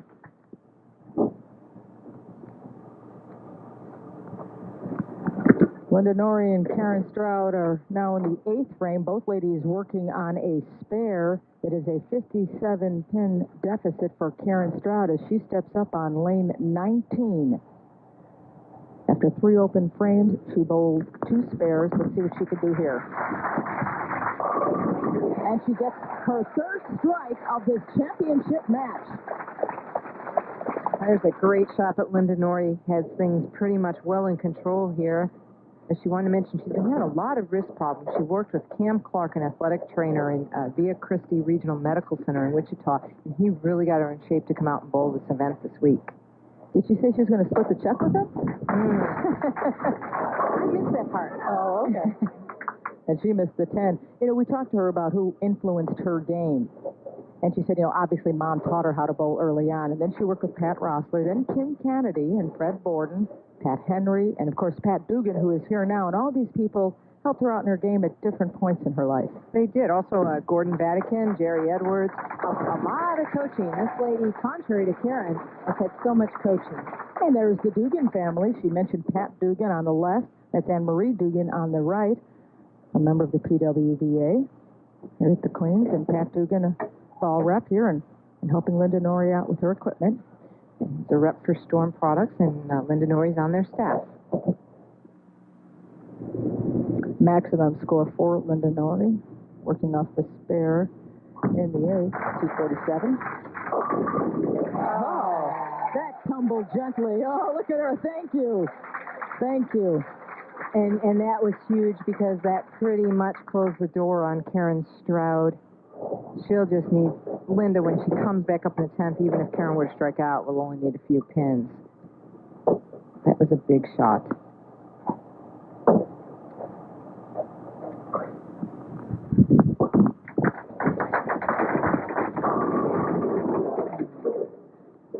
So after defeating Karen Stroud defeating Linda Norrie 212 to 190, she wasn't able to put it together back to back. And this is a double elimination tournament, and this will mark her second loss.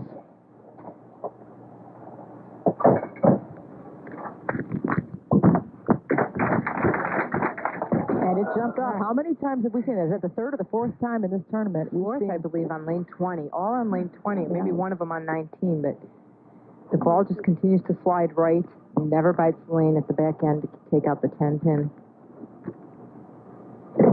Boy, that hurts. Well, disappointing for Karen, but actually a good showing. Coming through the field here. And not a bad second place check there, $10,000. Lose that stubborn 10. Just couldn't quite get it done. And you know, it wasn't too long ago, about 3 years ago, when the top seed in the Queens did not get a second chance.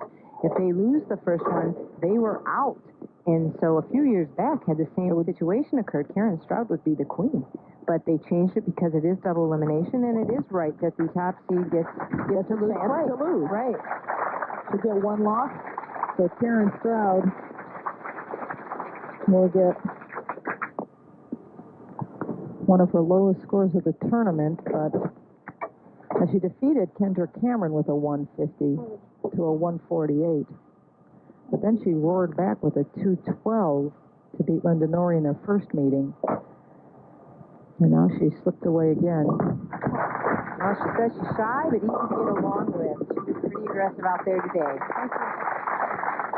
So it's a 157 for Karen Stroud.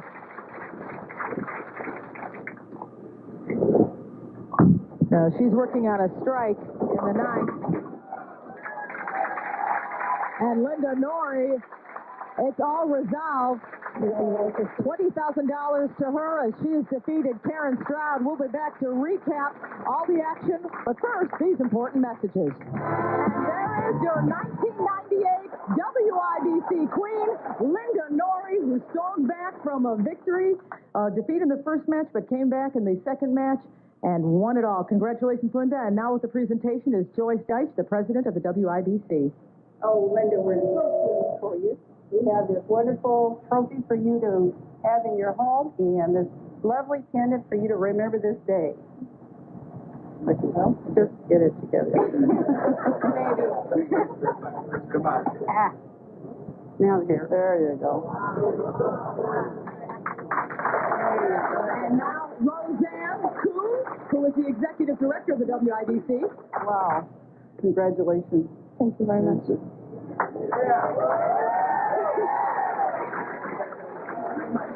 And now for the check presentation, Tim Dooley, Special Events Manager of AMF.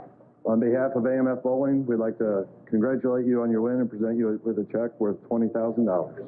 Congratulations.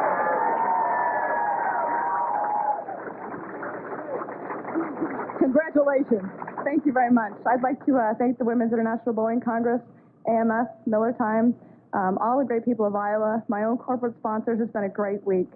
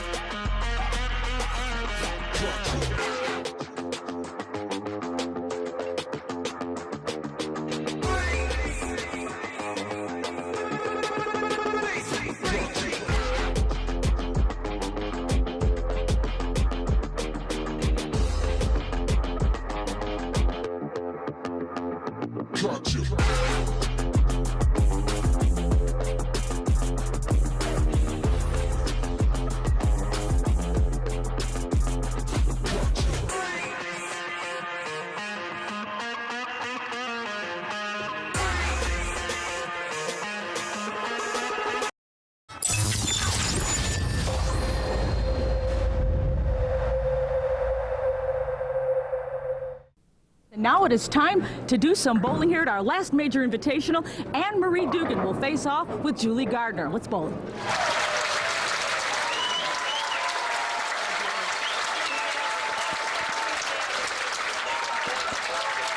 Now here is where it helps to be experienced. You know Julie Gardner's heart is pounding. She has opted as a number 4 seed to let Anne-Marie Dugan bowl first. Of course, because Julie wants the pressure to be square on Anne-Marie's shoulders. Julie wants it off of hers. And she's smiling. Why would you smile if you leave the 10? Well, it's only a 10. Okay. It hit a little half pocket. She could have left a number of things, but she's just happy to be underway, get her first shot off, and happy to be on this telecast. She made a huge run to get here. Bowling pair here at Sam's Town are lanes 19 and 20. I'd say we're somewhat in the middle of the house. Good crowd here on hand. From Huntington Beach, California, we now get our first look at Julie Gardner, technically 4 years as a pro, but this is really her first full year out. This is her 11th event of 1998. She usually doesn't bowl that many, but now she's got the full-time commitment. Come on, come on. No. Ooh, and a good opening shot, though, leaving that kind of a light 7. Everything blew across the lane. Julie was in a job. She was working out at Fountain Bowl in Fountain Valley, California, and she wasn't sure if she wanted to bowl or work. And so she'd come out here and then go home and didn't really make a commitment. Now she's made that commitment, and you can tell it's helped her game. And it doesn't matter if you leave them as long as you convert those spares. That is so much a big part of the success story on the PWBA. Marking in every frame. So after the first shot, we are even. Her average for the week, oh, look at those numbers, 228. And she's a number 4 qualifier. So dropping this week. And they dropped for her in the second frame here in this opening match against Anne-Marie Dugan. Yeah, Leandra, these were just such amazing numbers. It was fun for the crowd, though, to watch, to see all these huge scores bowled. And once again, anytime you put a good condition on a new lane surface, it's going to account for high scoring with the great ladies that are bowling out here. Again, number 10 remains stubbornly up there. Her ball's not quite hitting hard enough. 6 pins lane in the channel because of the direction the ball's coming through the pocket. Just going to change balls here, shoot her spare. Wants to throw a ball that'll go straight. Again, she converts. I've got a good friend, Stewie Dolgen, who's a big fan of women's bowling, and he was unable to come out here to Las Vegas for health reasons. And I just want to wish him the best. And I know he wants to be here, and he supports the women bowlers and watches it all the time on ESPN and never misses. So a big hello to him, and I hope he's feeling better.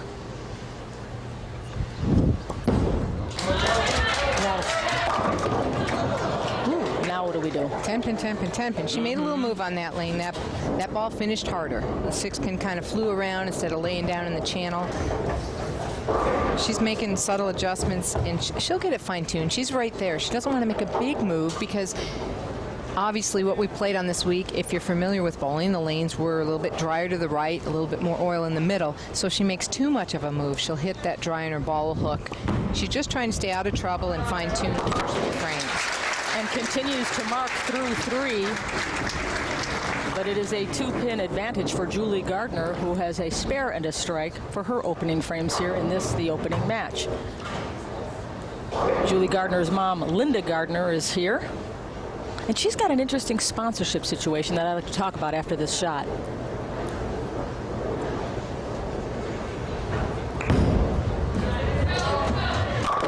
Nice shot.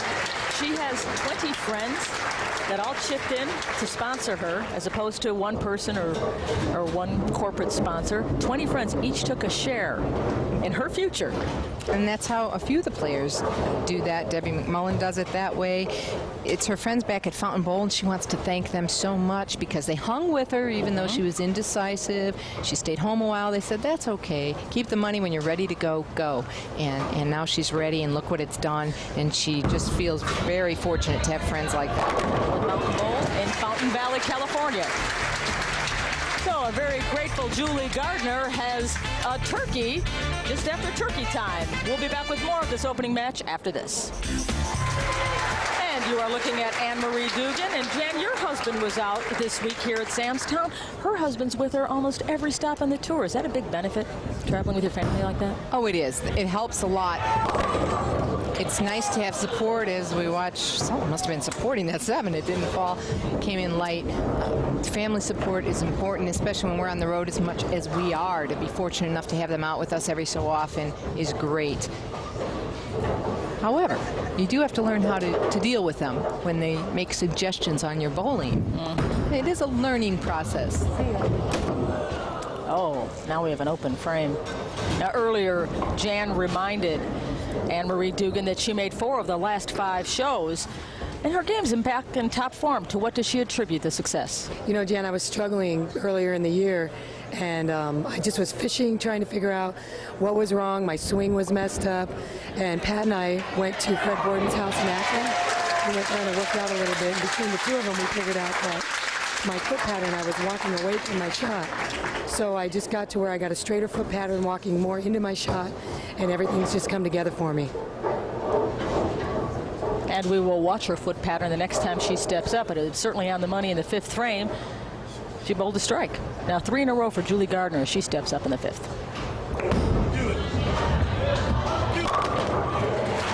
Julie has a really nice shot out there on the lane. She's playing the lanes a lot more direct. In other words, straighter through the heads down the lane or the front part of the lane. Anne-Marie's opening up the lane more or projecting it right in the front part of the lane.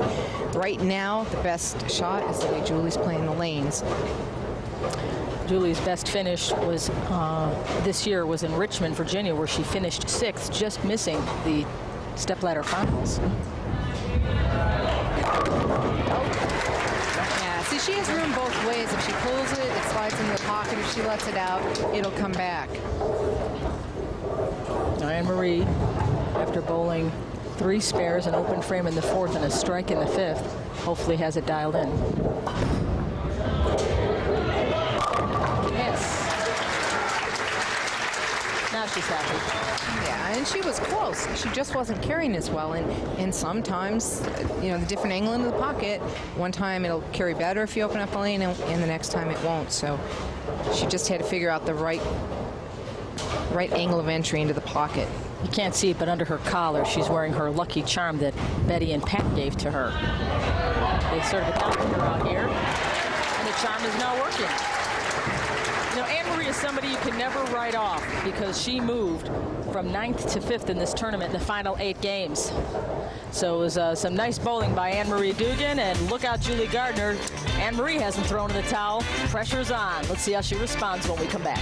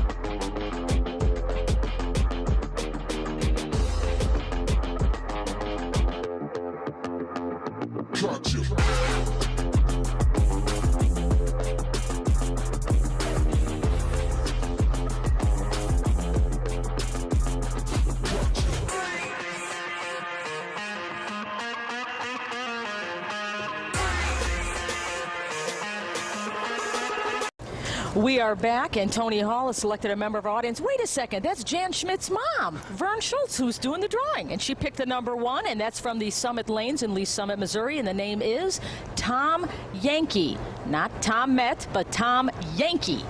So let's get back to bowling now as we look at Julie Gardner, who has a 5-bagger in the works. But pressure from Anne-Marie Dugan, who bowled 3 in a row herself. We're up in the 7th frame. She leads by 34 pins. Julie looks awfully comfortable for somebody who's only made 1 single show prior to this and 1 double show. So it's her 3rd telecast. There goes the string. Now leaving that 10 pin.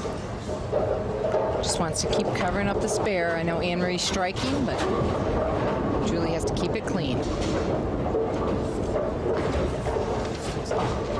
Julie Gardner would also like to thank Bill Calhoun,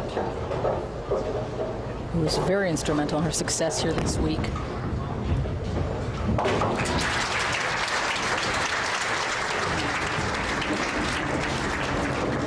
Covers up the spare nicely, so she's going to keep the pressure on Anne-Marie Dugan, not giving her any open frames.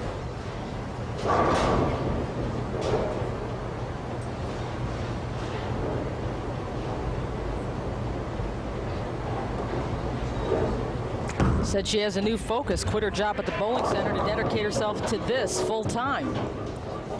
Now, this is going to be a real test of how calm she really is inside, because this isn't an easy shot. No, she has the 2-8.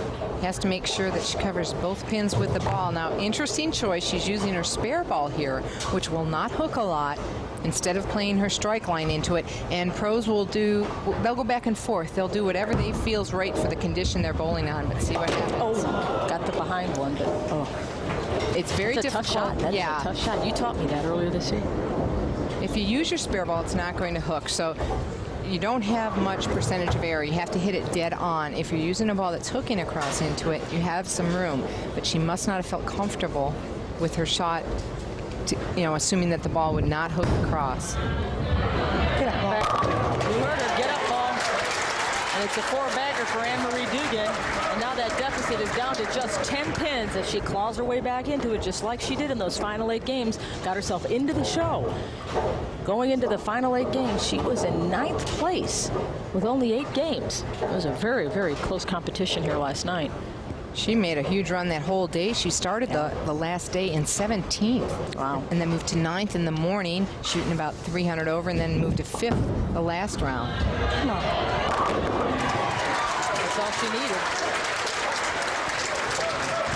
So it's a 5-bagger for Anne-Marie Dugan, and we've got ourselves a brand new ball game.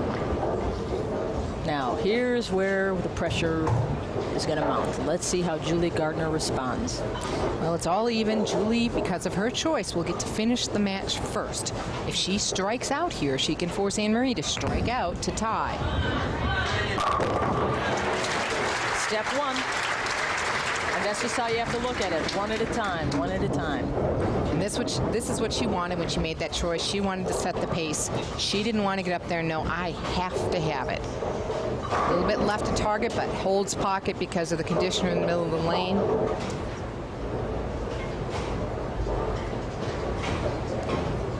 There you see the numbers. 5-bagger for Anne-Marie on top. Let's see if Julie Gardner can strike out. No, a late reaction, but woo! I like that when that happens. That's dramatic. Anne-Marie is watching. Now, I'm not used. Usually she won't watch sometimes on those shots. I noticed last night in position round she was not watching Carolyn Doran Ballard make her shots. It's hard not to peek.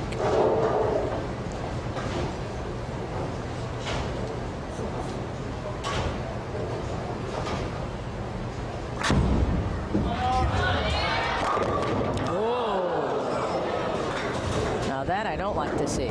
Now that count is huge because number one, an 8 count on a double. She's losing 2 pins, and she's only going to get 1 of these pins, so she's going to lose 3 pins as a result of that. We were even going into this frame. Oh boy. We only get 1. So it's a 233 for Julie Gardner, and the door is now open for Anne-Marie Dugan. She will need the first strike, though, because Julie did get the first strike. It's to match her there. And then it'll go to pinfall. If she got 8 spare or 9, 9 would be enough. Ooh, and that's it. Whoa.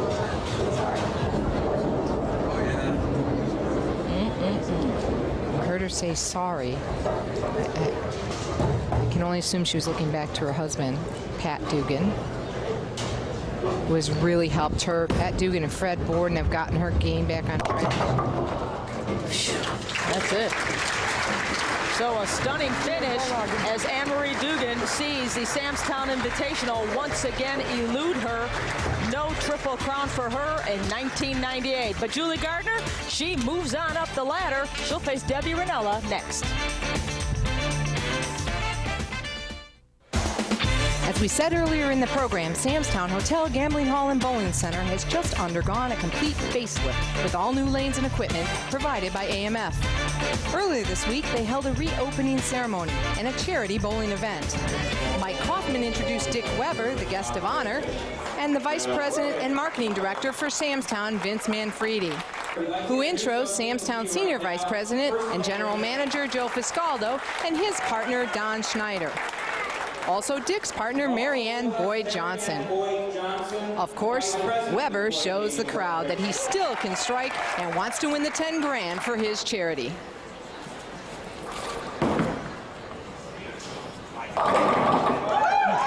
But it's up to the team of Joe Fiscaldo and Don Snyder. Don will shoot the spare. If you get all 10, $10,000 goes to MASH. If you don't, then Don will have the opportunity to pick up the spare and still get $10,000. Why don't you just get a strike, Joe? You got it. This is for the kids, right? Get him out, Joe.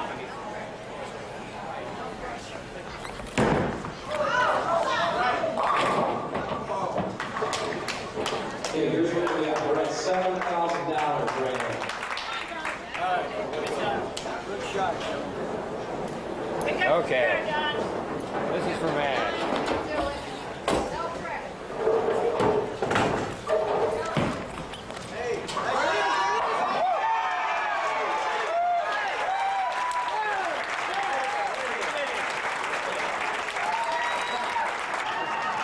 It was a fun day for everyone, and once again, charity was the winner.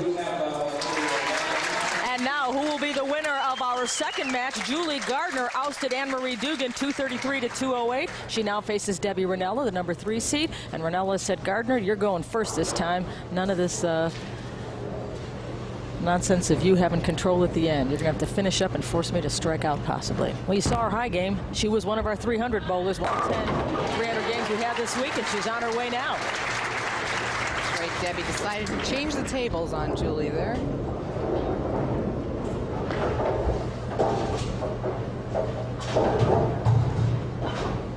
From Akron, Ohio. It's a 4-year-old son named Dylan. And Dylan's a big reason why she doesn't come out on tour all the time. Going up high on her first shot. Different style here. Debbie Ranella, very straight player, just kind of points it up at the pocket. She has a real good starting position, bent knees, a 4-step approach. Watch how she just pulls the ball up toward the pocket. Does not count on a lot of hook out of her ball.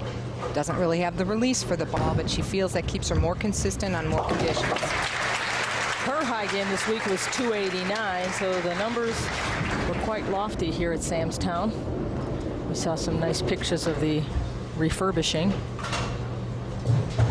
You notice also she's not using grips. That's something she talked to me about. She wants to use grips, but her hands swell, shrink and swell so much that she's having trouble getting the grips to fit her right. This way she can insert tape in the finger holes. I'll tell you, her fingers were pretty chewed up too. You can see how bowling 56 games really takes its toll. Once again, a look at Julie Gardner.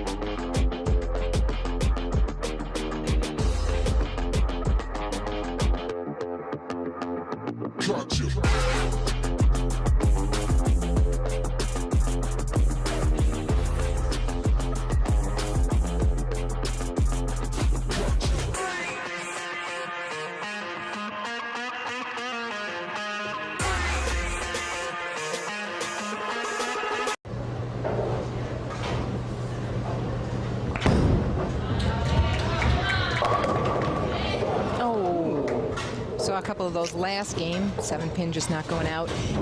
Now Julie said it was interesting to talk with her last night and hear her talk about, well, now that I'm bowling full time, I have to look for tournaments to bowl when I'm off. I mean, actually, that's my job. And she said, I've never had to go about that before. And so it's a whole different mental outlook on bowling.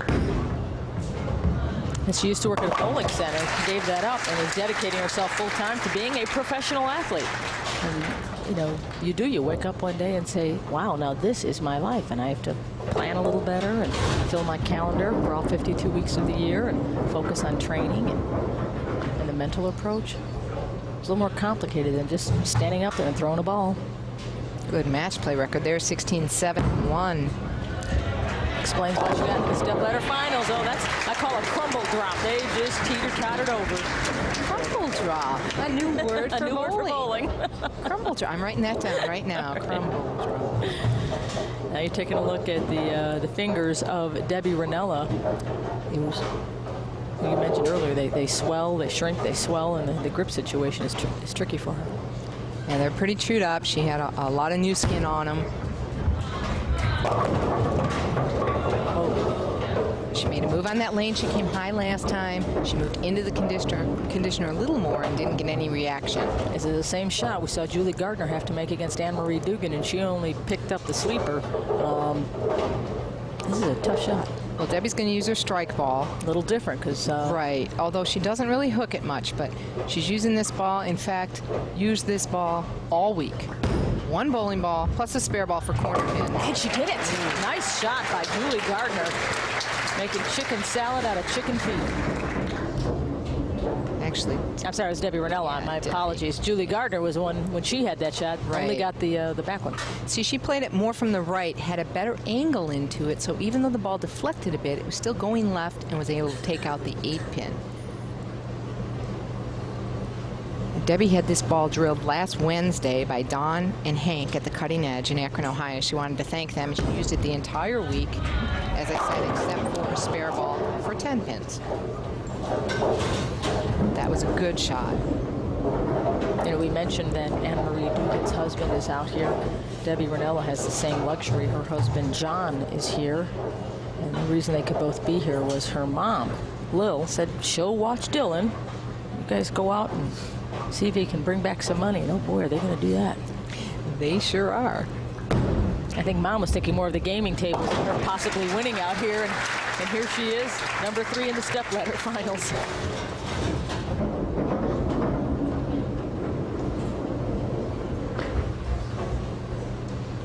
Julie's staying very composed.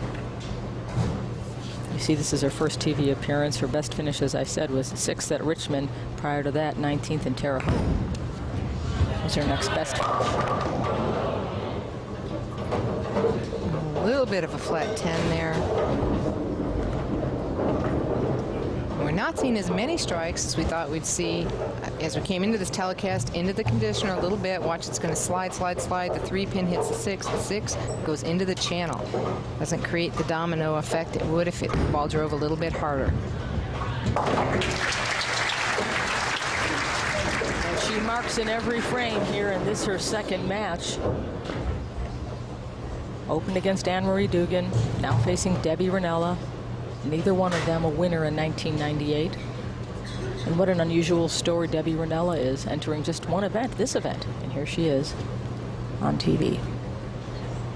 Well, and Julie, you talked about only, she was on the double show here last year, and then a single show in the fall of '96 in Delaware, and that's it for her for TV shows. And her doubles partner is Cheryl Daniels, as we look now at Debbie Ranella.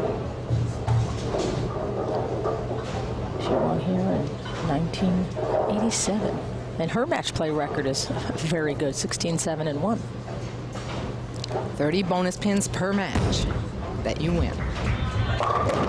You know, she said between working at UPS, having the young child, he's just 4 years old, she doesn't have the time to bowl in the leagues that she used to bowl in. It was, you know, a couple of nights a week, that league play.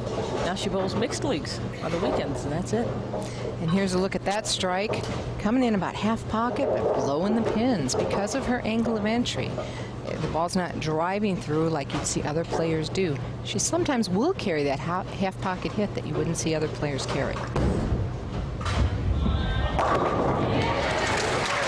Looks like she's found her mark. That is her 3rd strike of this match with 3 spares to mark in every frame. Who will it be, Gardner or Ranella? Stick around for the outcome. Welcome back. The Bud Frame Hall of Fame tournament draw continues here. You saw from Summit Lanes in Lee Summit, Missouri, we drew the name of Tom Yankee. Now we're ready to draw for the Brunswick Azalea Lanes. Let's go to our Tony Hall, who's standing by with the bowling proprietor from Texas, Bob Freehofer. It is the number 1 on the sheet, and that belongs to, it looks like Roger May, M-A-Y, from the Brunswick Azalea Lanes in Marietta, Georgia. But this is Julie Gardner, and she has a very close match on her hands with Debbie Ranella. You saw her average on the TV pair. She is 9 pins out of the lead.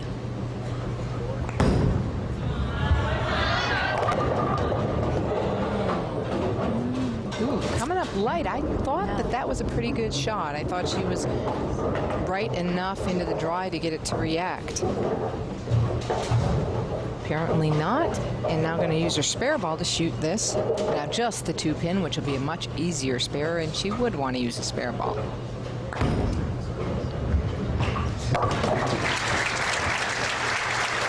So she converts.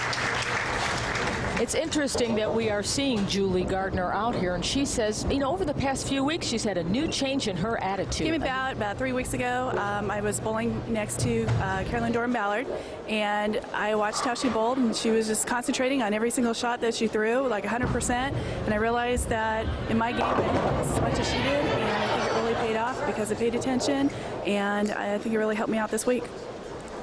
And there's Carolyn Doran Ballard, her inspiration, her motivator. And Jen, you said she's not the only bowler, meaning Julie Gardner, who has referenced Carolyn Doran Ballard as a role model.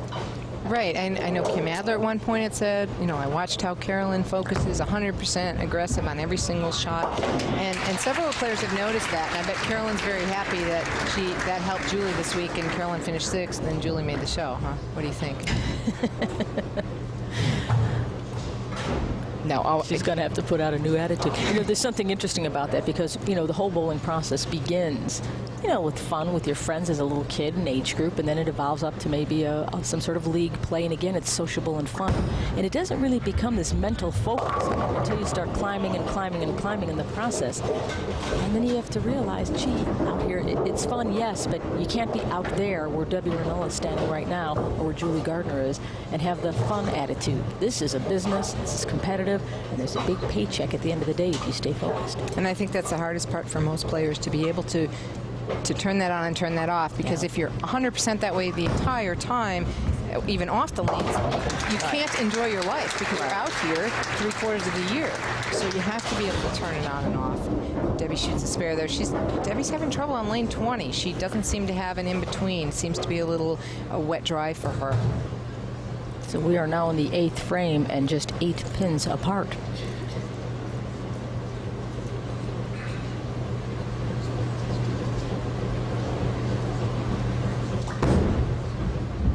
She threw a 16-pound ball, but even that wasn't enough to knock down that 10. Hempin again, and you may wonder, Debbie having won this in 87, made the show in 90. We see her on the show almost every time she comes out. Hasn't been out in 7 years. Why isn't she bowling? It was a very interesting story when she said 15 years ago she was filling out the membership application to come out on tour full-time when UPS called her and said, come on to work for us full-time.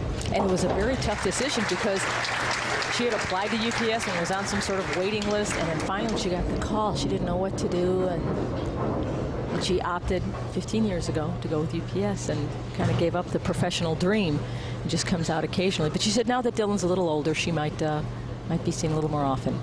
Julie Gardner doesn't have such pressures. As you look at her maximum score of 229, she just has 20 people she has to answer to back home who bought a share in her future. Ranella's maximum score is 226.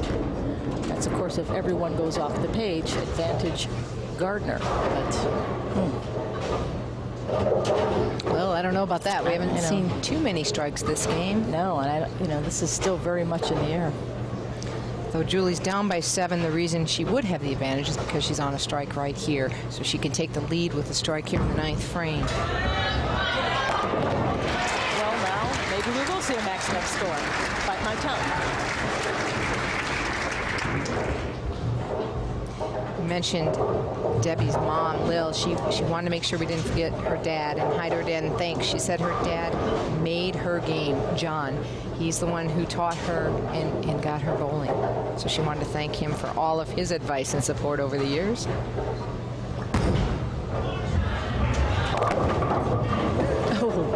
And there it is, lane 20.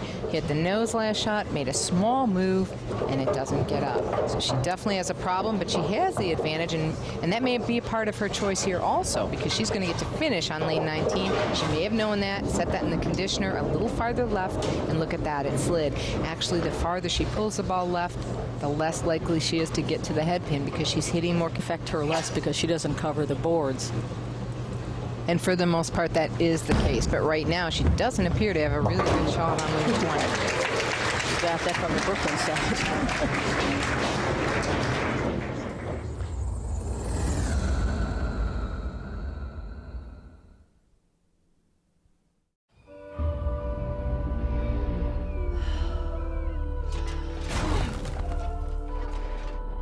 If you feel held back by the weight of navigating financial decisions, we can give you the tools to help you break free from what's slowing you down.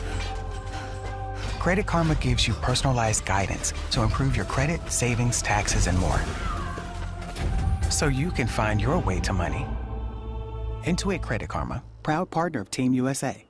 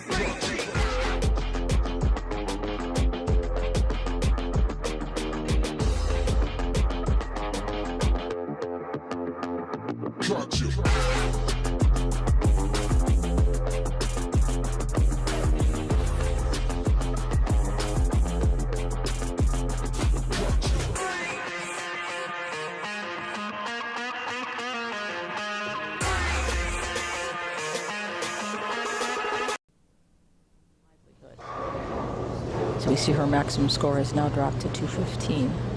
And that's a good point. That makes it a lot easier for some of these players coming out here if they don't need that to live on.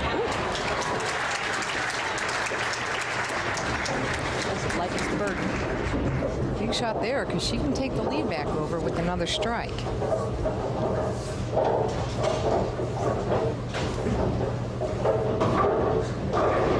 Julie sitting back. Okay, I'm going to have the pressure on me. And Marie Dugan, our 5th place finisher, collected $7,000. The loser of this match will collect $8,000. And then we move up to 5 figures. Oh boy.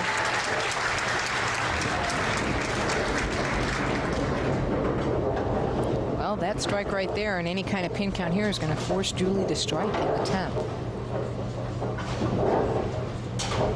Now Julie's trying to look so cool and confident. I know her heart is racing and her palms are sweating. It was sweating when she came over just for her headshots earlier today. Yes, made her nervous. Yeah, I'm sure she is. I'm sure she's trying to get that heart to calm down right now. Oh, a crumble drop. And a 215 for Debbie Ranella. And a strike is what is needed for Julie Gardner in the 10th here. I wonder what she's saying to herself. Of course, when you said the word headshot, we're talking about when we take the ladies' pictures at the beginning of the telecast and they're smiling there for those matchups. She was all nervous for that. She just had a smile. I would think the bowling is much harder than smiling. Got it. Now she just needs 9 pins. She'll need 9 pins on this ball in order to not have to make another shot. If she wants to get 8, she'll have to step up and knock down those pins.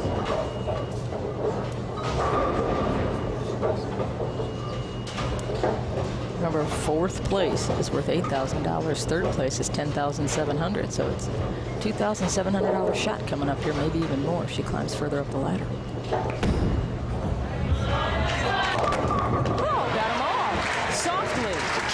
Softly. And Julie Gardner does just that. She moves up the ladder, eliminating Debbie Ranella, who walks home with $8,000 in her pocket. We will be back with a special feature, but first, these messages. Here's a chance to see Jan Schmidt and I hard at work here at Samstown. But we're doing a special feature right now. Major League Baseball has its Iron Man in Cal Ripken. Well, the PWBA has its Iron Woman in this lady, Jan Schmidt. Not only does she hold the record for consecutive matches bowled, but Jan Schmidt has done something else for bowling. She works very hard behind the scenes, as you're about to see. We caught up with her at a recreational moment at a friend's swimming pool. For over 13 years, Jan Schmidt has been one of the most respected women on the PWBA Tour. In addition to her WIBC Queen's title in 1993, Jan Schmidt has been inducted into both the Chicago and Illinois WBA Halls of Fame. Prior accolades notwithstanding, this week's Samstown Invitational marks both a personal and PWBA milestone. She has now bowled in 200 consecutive tournaments dating back to 1989. Now that I look at it, 200 consecutive tournaments really is impressive. It's nearly 10 years of not missing a tournament, and I wasn't even aware of it till the end of last year when someone mentioned that I was up over 170, and then I thought, wow, you know, maybe I could get to 200. It's just, in all sports, that would be something incredible, 10 years of not missing a tournament. But I think in bowling it's even more so because it's so physically demanding, it's so one-sided, a woman's body, it's so hard for us to be throwing 14, 15, 16-pound bowling balls, but more so than that is the lifestyle we live out here. We aren't making the money that some of the other athletes are making, so we don't have the luxuries of maybe always flying to a stop, of having someone carry our equipment and someone carry our 70-pound suitcases. We do all of that on our own, so I think more than anything, that's the hardest part. And now it is time for Marianne DeRupo to face Julie Gardner. Marianne pointed at her and said, "You're bowling first, kid." So she will. Well, she definitely wants the pressure to be on Julie, and Marianne may like lane 19 better and wants to finish there. You see the number 229 to 215. She ousted Ranella and opens with a strike. And there, it's kind of a way to kind of thumb your nose to somebody who said, "You wanted me to start? Okay, I start with a strike." Of course, Marianne DeRupo is the queen of strikes this week. 300 games if you're just joining us. 2 of them back to back. Oh my.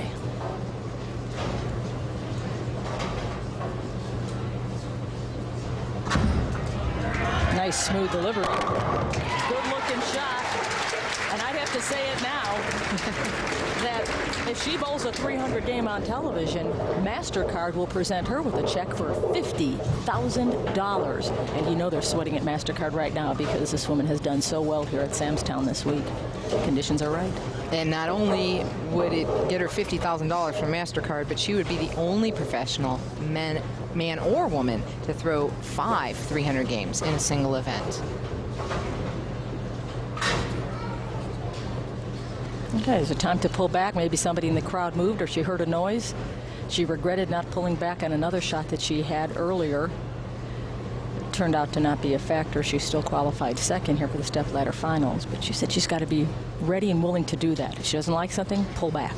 That's right, and she said it was in a later game and she could have shot a 5th 300 and she should have backed off and she didn't. And it was the only bad shot she made that game.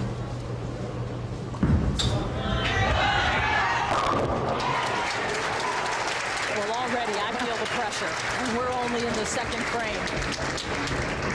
Julie Gardner has her work cut out for her this game. Absolutely. Although she had her work cut out for her with Anne-Marie Dugan and handled it there. Did the same with Debbie Ranella in the second match. That's true. She's risen to the occasion each time.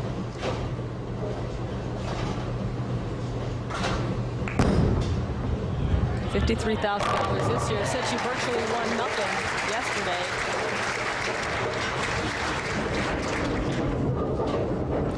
Some of the other finishers, Carolyn Dorn Ballard in 6th, went from 16th to 6th the last round, averaging nearly 252. Incredible.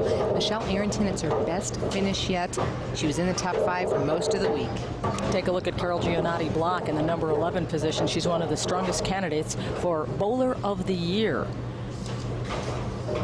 And then, of course, you saw Carol Norman's name. Her mom just picked the winner of the Azalea Lanes. All right, the strike string has ended for Julie Gardner. Yeah, coming up high, just hit the dry a little bit early. Ball jumped high. She's leading 6-8. Has to be careful not to chop this spare.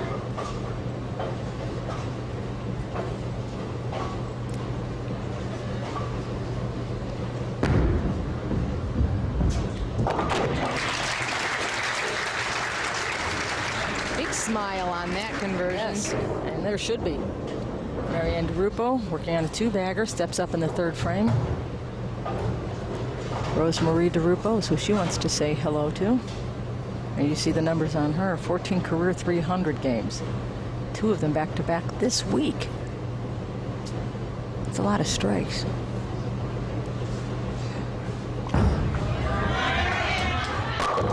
Oh, and it ends early. I think the only person smiling is the fellow representing MasterCard. Yeah, I'm sure they are smiling. Well, leaving a 10-pin, you know, her first 2 balls drove pretty hard, came up pretty high, and she may have made a slight move there, because as the lanes would break down, she would have ended up punching the nose.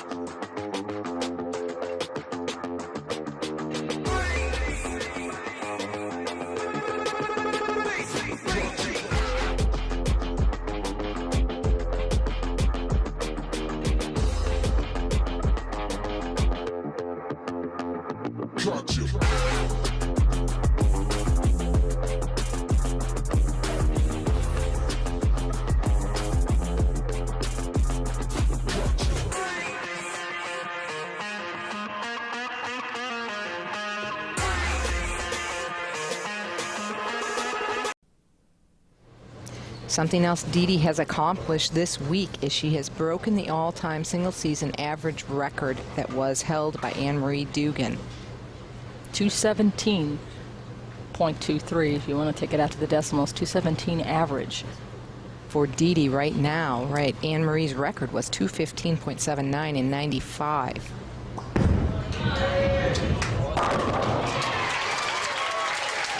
Wow.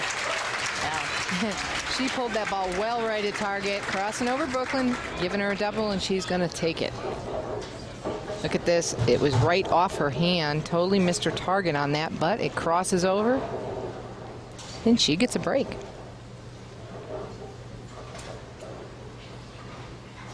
Julie Gardner, 3-bagger to open things up here in this championship match.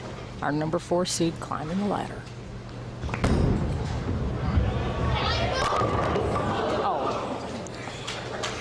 Didn't quite finish as much, leaving that 10 pin. Calls Huntington Beach, California home. Well, she may call Samstown home pretty soon. You know, she was questioning whether she'd come bowl the Eliminator in January. I think she may decide to come and bowl it. It's a great event. Any scratch bowlers, you should come out and bowl the Eliminator here. I can't imagine why Julie would miss something like that after her strong performance here. And it is so interesting when you talk to her, or you see $100,000 for first place at the Eliminator right here at Samstown. And the way it works is a double elimination, and you have to beat only half of your field, your squad, to advance. It's not an individual match play format. And you can call 1-800-VEGAS-95 to sign up. Good way to mix a little bowling in with a little vacation. Back on track is Julie Gardner as Dee Dee Davidson steps up, working on a 2-bagger in the 3rd and 4th frames. She trails by 9. By qualifying first, she's gone over the $100,000 mark for 1998. She just bought a house that's being built in California, so we know that money's going to go to good use.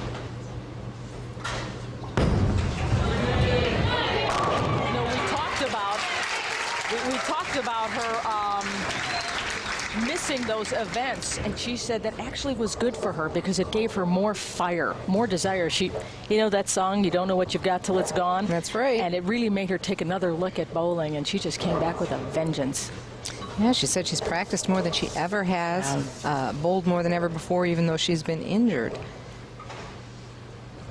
She finished 9th in Lancaster back in September, then missed the 3 events, and then she had 2 seconds, and now she's a top seed here.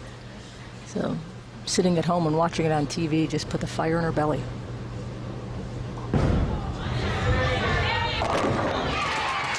The pins are dropping here at Samstown. Who will be the champion? A first-time winner in 98 or the woman pursuing the Triple Crown? We'll have that answer right after these important messages. We are back, and Tony Hall is ready to pick our final number. Representing the Park Lanes in Anchorage, Alaska, will be the number 2, and that corresponds with the name Ken Tate. That's a nice, easy name. Ken Tate, you're going to represent Park Lanes in Anchorage, Alaska at the Bud Frame Hall of Fame tournament in St. Louis, Missouri. And Julie Gardner is representing herself here at Samstown as she pursues her first major, her first win of 1998. She and Dee Dee Davidson are in a very, very close battle. Needs to continue striking. Down by 11 when she pulled that strike.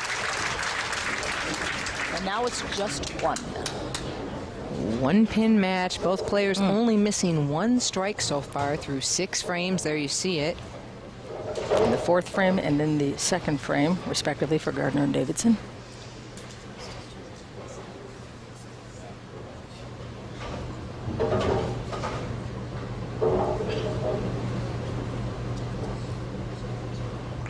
Julie said she practiced prior to coming here, but then had to take 4 days off because she had a cold. I think that virus agrees with her. I think so.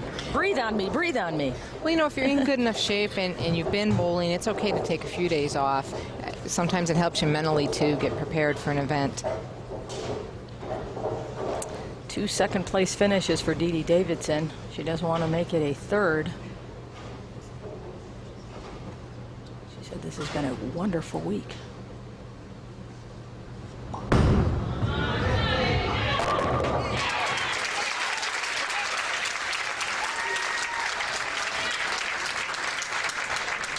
big strike for Dee Davidson. That's 5 in a row now. And neither bowler is relinquishing anything.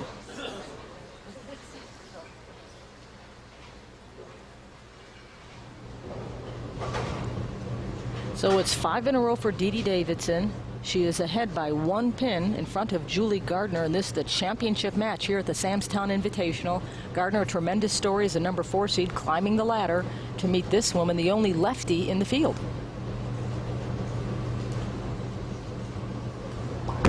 That being the stepladder field. Oh, that's ugly. Oh, that is ugly. Okay, now Dee is trying to stay calm. Look at this shot. It's going to hit about half pocket, but she's been carrying these. She's out about the first arrow. Watch it come in late. Head pin off the wall. Went directly sideways, too, and came back and did nothing. It's like, okay, well, she knows, you know, she carried to Brooklyn. This is a horrible break here. Shouldn't have happened. But she takes one and is going to go on. It's not bad that it's a 13-pin advantage now for Gardner, but what is bad is that Dee Davidson will be running out of frames. That was in the 8th frame that she got that split. Putting Davidson's maximum score at 246.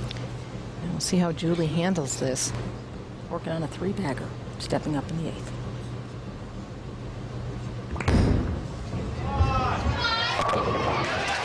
Make it a 4-bagger and a 23-pin lead. Crossing over to the 9th frame. Here, watch her. Julie just took a breath. If you saw that, she's trying to relieve some tension. Sure. I'm very impressed with how she's handling herself in this position. Dee Davidson, oh my gosh. I mean, second, 2 majors in a row. Second, 3 tournaments in a row, too. Should that happen? If it happens, right? Should it happen?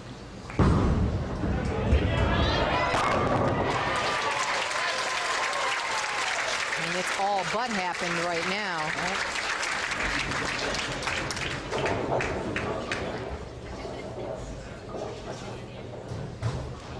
Well, I got a funny feeling by looking at the determination in Dee Dee's eyes that she's going to refocus herself right now. She takes a re-rack on lane 20. And she said, I'm going to make you work for it, kid. I'm not going to give it to you. And she can strike out to force Julie to mark. Because if she strikes out and Julie would go 9 on first ball and out, we could have a tie. There's the strike. They start things up at 9. She's cool. Actually, force her to mark. Yeah, not strike, but force her to mark. 279, the big number for Julie Gardner. She continues to go off the page.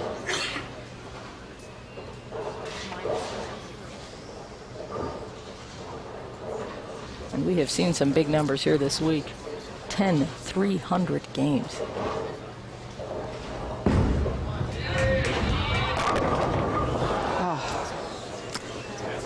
You know, Dee Dee, wow, I tell you, she just keeps putting herself there. You know, she wants to say to her dad, I know you want her, you know, to win here. I don't think it's going to happen, but happy belated birthday to her dad, Dave. He had cataract surgery and came through quite well, as I understand it. Also say hey to her sister, who's here, Maria Lewis and Lori Zimmerman, who came to support her. Thanks to all the guys at AMF Rocket Bowl who bowl with her and keep her competitive. Eric Forkel, Robert Smith.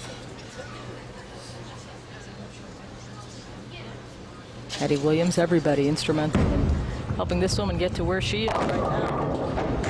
Oh, look at that.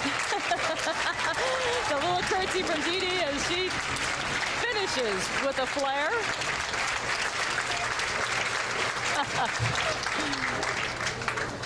And I'll bet it's all this lady can do to get up and make this shot. Oh, man, you got that right. What a way to end the year. Just needs to keep it on the lane, that's all. Just knock down about 4 pins. Just keep it on the lane here, Julie. Stay behind the foul line. I don't know if I could. One more. I don't even know if she knows what she needs. Well, she knows how to bowl those strikes. A great finish by Julie Gardner. She has sewn it up. $35,000 to her, and we'll talk with her about it. But first, these messages. Well, Julie, congratulations. I want to present to you, in behalf of Samstown Hotel and Gambling Hall and Boyd Gaming, the largest check in PWBA history for $35,000 for winning today's tournament. Congratulations. Great job. Great job. And now let's bring in Larry Kind. He is the Senior Vice President of AMF Bowling Products. Julie, great job this week. You beat some great competition. And I'd like to present you, on behalf of AMF, the Samstown Invitational Trophy. Thank you very much. Julie, a fantastic job out there. Thank you. Thank you very much. I'd like to thank Mike Kaufman and Samstown and all the staff here for all their support and all the hard work they did this week.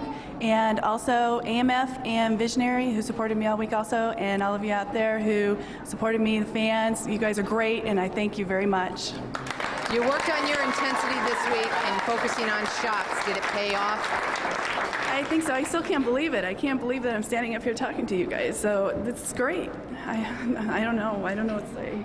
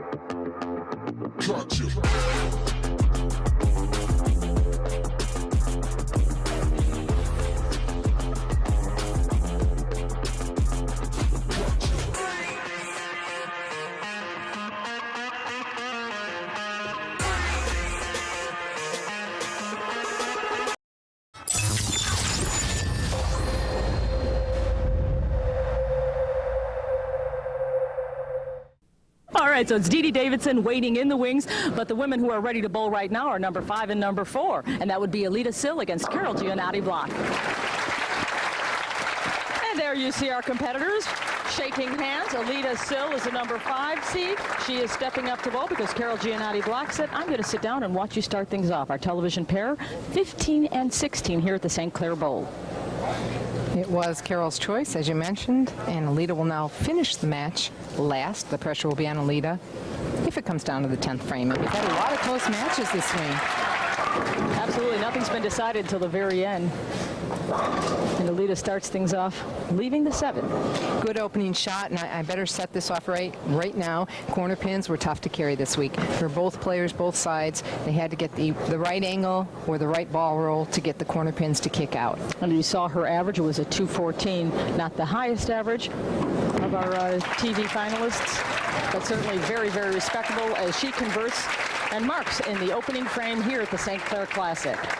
And now you are looking at Carol Giannotti-Block, her 6th television appearance, and as you mentioned at the top of the show, 4 times she has finished 2nd.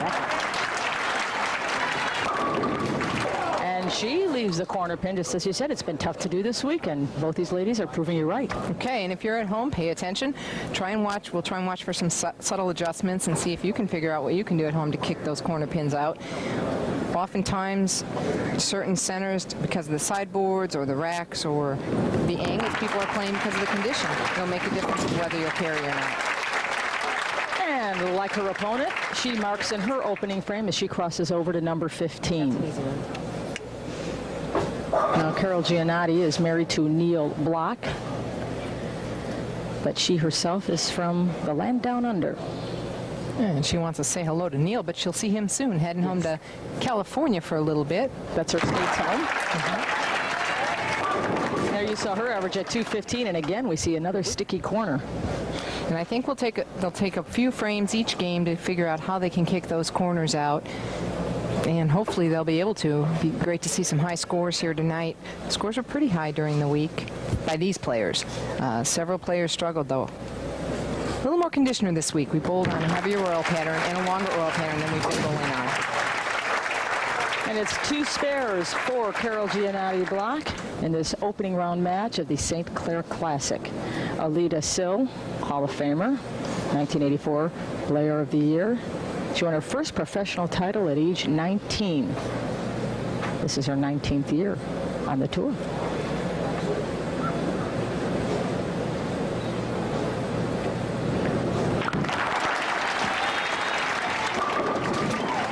Those corners, boy, did you notice that one? Well, there's a lot of things you could do. A lot of players try different things. Many of them do just subtle changes with their hand position or their release. They'll try and hit it a little more or roll it a little more, get an earlier roll. They may move a little back, left, right. Many options to try and carry those corner pins out. And I'm sure they're trying all of them. And she converts. So after leaving 2-7 standings, she marks both times. Alida gets a pretty quick push with the ball here. Pushes in her second step, 5-step approach. Look at that bend in her elbow. And she pulls the ball through. Good knee bend there, but that bend in her elbow has created some tendonitis problems for her, and it's something that she tried to get out of many years, and it caused a lot of problems in her career. She didn't bowl as well when she tried to get rid of it, and she finally said, forget it. I'm just going to leave it there. I'm bowling fine with it. But sometimes it causes her arm to drift away from her body, and it'll cause her to pull the shot. And for the first time in this match, we have a strike. It comes in the 3rd frame of Alida Sill's performance. And now it is time for Carol Giannotti Block. She is enjoying her 11th year on the tour. She is from Morley, Perth, West Australia. In match play, 200 to 179. She defeated Alida Sill. But she told us when we spoke with her that she was shocked to be here. She said the first day she really had nothing, then she moved in a little bit and did well. So basically, she's just shocked to be here. And she said she'll have a different attitude out here tonight. Kind of, hey, I have nothing to lose. Usually Carol is pretty upset when she doesn't win on TV, and I think she's going to have a much more carefree attitude today. And she said this is the first time this year that she has come up from behind. She's always been on top and, kind of lost it or couldn't hold her own, but now she had to climb up from the bottom. And she said, this is a new thing for me. And she kind of liked it. She was smiling and very happy about that she was able to work her way up. And she converts, so it's 3 spares in a row for Carol Giannotti Block. Carol holds the ball chest high. She has a 5-step approach, and she moves. She's all field. We've talked about it before. She gets about a shoulder-high backswing. Look at this quick release. She snaps through. Did you see her wrist cup as she snapped through that ball? She gets it off her hand quick and clean, and when she has that release, she's almost unbeatable. That wrist snap is something else. It comes right up and almost tops her on the head. Now, this is the weakest shot we've seen her throw in this match. Coming up high, cut that one a little short. Didn't extend it down the lane. She's leaving 3-6-10. She wants to take all 3 with the ball. Carol not changing balls. She flattens out the ball here to shoot her spare.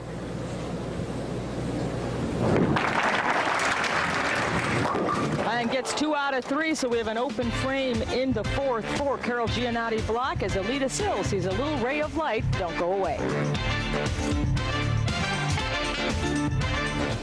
And we are back at the St. Clair Classic. I'm Leandra Riley along with Jan Schmidt. And as you can see, Alida Sill has a 4-pin lead and is working on a strike.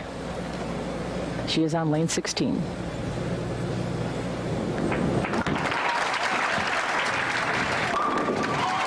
Now she's working on a double. Well, it appears she's found the secret to carrying the 10 corner pins, 7 pins for her. Now, here is our finalist by round. As you can see, Dee Dee Davidson, 21 after the first round, and then moved up and stayed up. Well, we talked about Carol Giannotti block, 35, 36, 18, and then jumped up. That's where she made her move in that second day. That's we were referring to that a little bit earlier, and what a move for Carol to come up the pack like that. And she said that's unusual for her. Usually she's on top and staying put, but this time she climbed. And it's a turkey for Alita Sill, and you don't get much emotion out of Alita, but you saw her clap her hands together, and she's happy. She's satisfied. The shot Alita just made, she's going up about the 7th, 8th board, sending it just a little bit left. No problem carrying if she continues with that type of line. Now we're back with Carol Giannotti block, who for the first time in this match has a strike, and that is in the 5th frame. Well, if she wants to win this match, she's going to have to come from behind like she's done all week. Yes. Now remember, Carol Giannotti was the number 4 qualifier. Alita Sill was number 5. If Carol Giannotti's to hang on, you can see she's down by 35. There was that open frame in 4 that hurt her, but now she's got 2 in a row. I thought it would just take a few frames, and maybe that 7 count was Carol's attempt to try to line up to carry the corner pin, the 10 pin. Alita, meanwhile, definitely lined up. You know, she's kind of funny about that tendonitis in her arm. She said, you know, right now I just deal with it. It isn't hurting me right now. It just kind of flares up and goes down as tendonitis is wont to do. But she doesn't throw hard. She said that's not for her, and I suspect that tendonitis is the reason why, as we see once again, it is number 6 staying put in the corner. Well, Alita had tried to throw hard, and she's tried over the years to increase her ball speed, but she said, again, that didn't help her either. So now she's going to go home. She's going to work with some different equipment and try and find drilling patterns that help her to get the ball down the lane so she doesn't have to work so hard with speed. Earlier she spoke with us.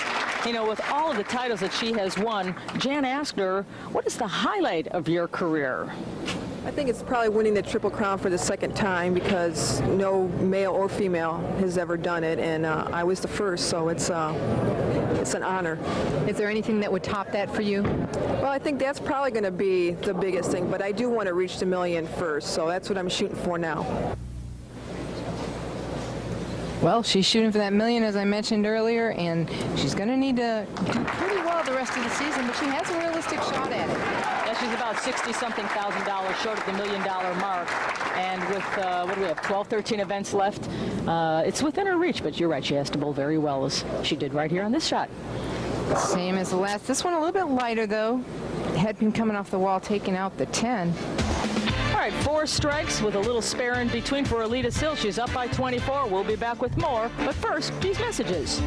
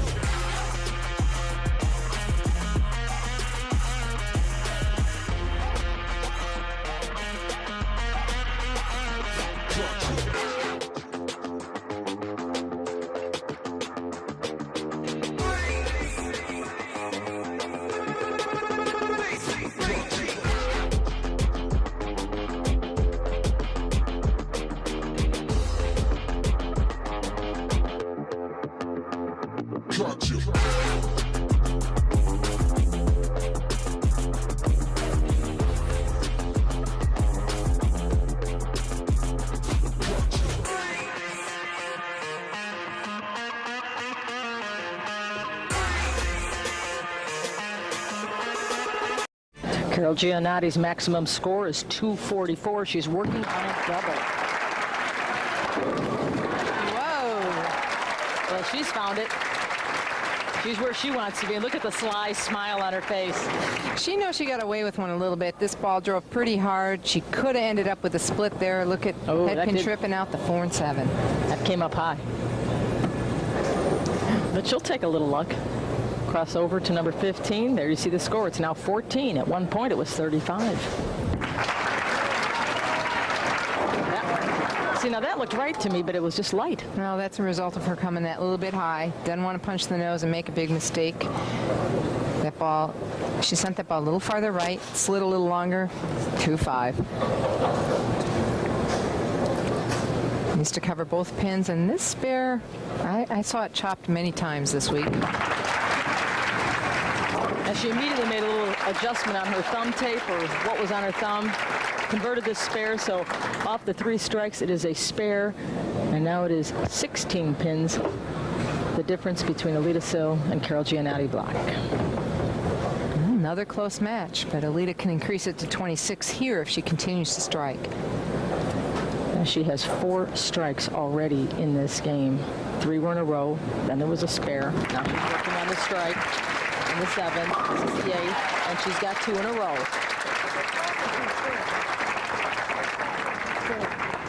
She's requesting some sort of change. Yeah, she's saying that the crowd is clapping too soon. They're anxious and they want to help her out here, and I think they might be catching her just a little bit before she releases the ball. And that certainly can be, just the noise can make you startle, and you don't want to be doing any kind of muscle reaction with a loud noise. All right, there's the maximum score for Alida Sill. 258, but it's knock them all down to get that.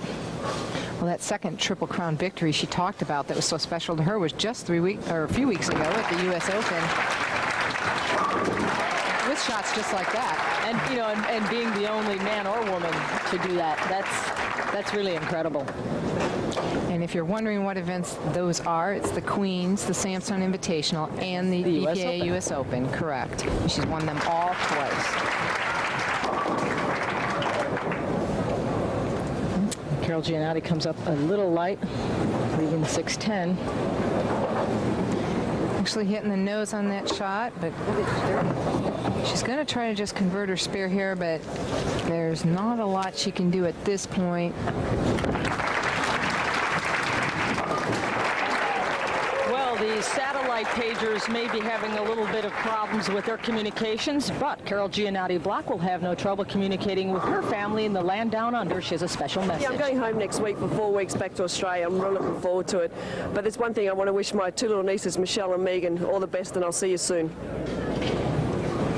And those 2 little nieces are 4 and 2 years old, and she's able to deliver that message courtesy ESPN and its satellite, which thankfully is floating very well in the sky. Well, another 10-pin for Carol, and like she said, hey, I'm happy to be here, fortunate. She honestly didn't think she'd make the show this week, which is very rare for her, so I think she's going to be accepting of the 5th place finish. You know, she said she was just happy to be here. Anything that happens, as far as she's concerned, was simply gravy. She wasn't bowling well, and she was just really glad to come up as high as she did. So with the 3 spares to close things out for her, she finishes 5th. A little step down from 4th. Well, she's excited to be heading home. It's a 199 for her.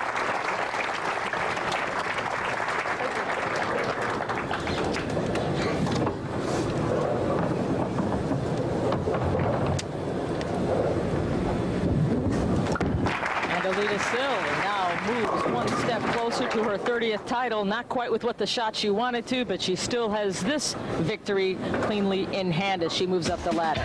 Now, the St. Louis Arch is the most famous landmark in the Gateway City. You can take a tram ride inside the structure and journey 630 feet above the St. Louis River. Fairview Heights, Illinois is just across the bridge from the Arch, and we'll be back to the St. Clair Bowl after this.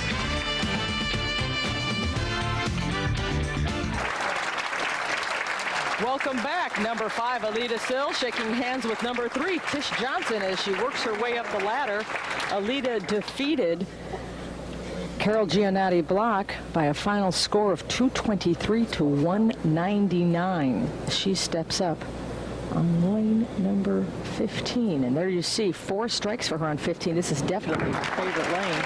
Right, and Tish is going to force her to finish on 16, where she's only had 2 strikes. So it could be a good strategy for Tish. Good shots. Oh. Northridge, California's Tish Johnson, also a lefty, 18th year as a pro. 1992 and 95 Bowler of the Year. You know, in high school, she was an All-American in basketball, and it was a knee injury that knocked her off the basketball court. Come on! A lot of the ladies out here are athletes, Leandra, and they've played many other sports in their careers and really chose bowling, sometimes because of an injury, but most often because it's their passion. And it was a way to make money as a professional athlete. I mean, right now we have professional women's basketball, but 18 years ago it was golf or tennis or bowling. You're right. That was it. That's a good point. And a lot of these ladies have been out here all that amount of time, 18, 19 years. Of course, Tish Johnson loves to golf, but she's not quite professional ranks in that sport. And once again, you can hear her. She's wearing a microphone. Oh, that was close, but we're seeing those 6 and 10s stay put. Those lefties are leaving the 6s. Actually, that corner pin that time, that 7 pin she left up. 7. Yeah. 7 on the left side of the lane, though. And this is one of the things Tish said she struggled with yesterday with carrying. She could get to the pocket with any ball, but really couldn't carry. She was going to bring 20 balls out here to the pair tonight and try and find what carried the best.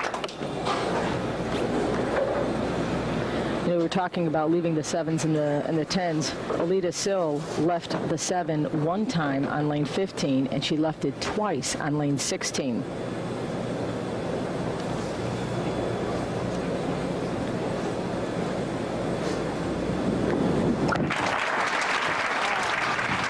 And there you saw her average. Well, it's not the 7. Yeah, that was a bad shot. She pulled that right of target. It was right all the way. She pulled it enough to get to the right side or the Brooklyn side of the head pin for her, leaving just the 4 pin to spare.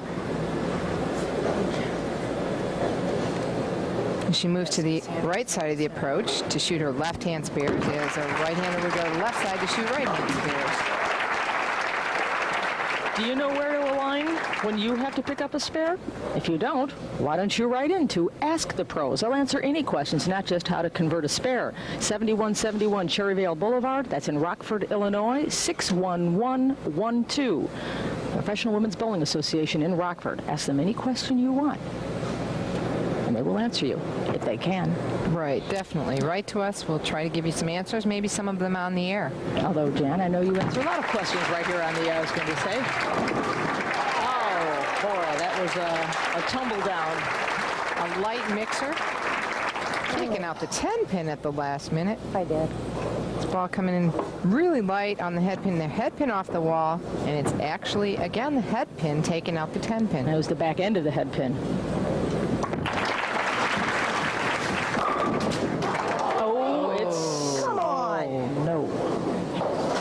That is ugly. That is ugly. That's a tough break. Many of them left this week. A little bit of longer conditioner. The ball breaking late because of the angle it's coming in. The 7 and 10 are left. There probably weren't too many players that didn't leave at least one of these this week. Now she went for the outside of the 10, trying to kick it over to the 7. Yeah, she meant to get 1 pin there, though, because it's very rare that anyone picks up the 7-10. Right. So she wanted to get 1.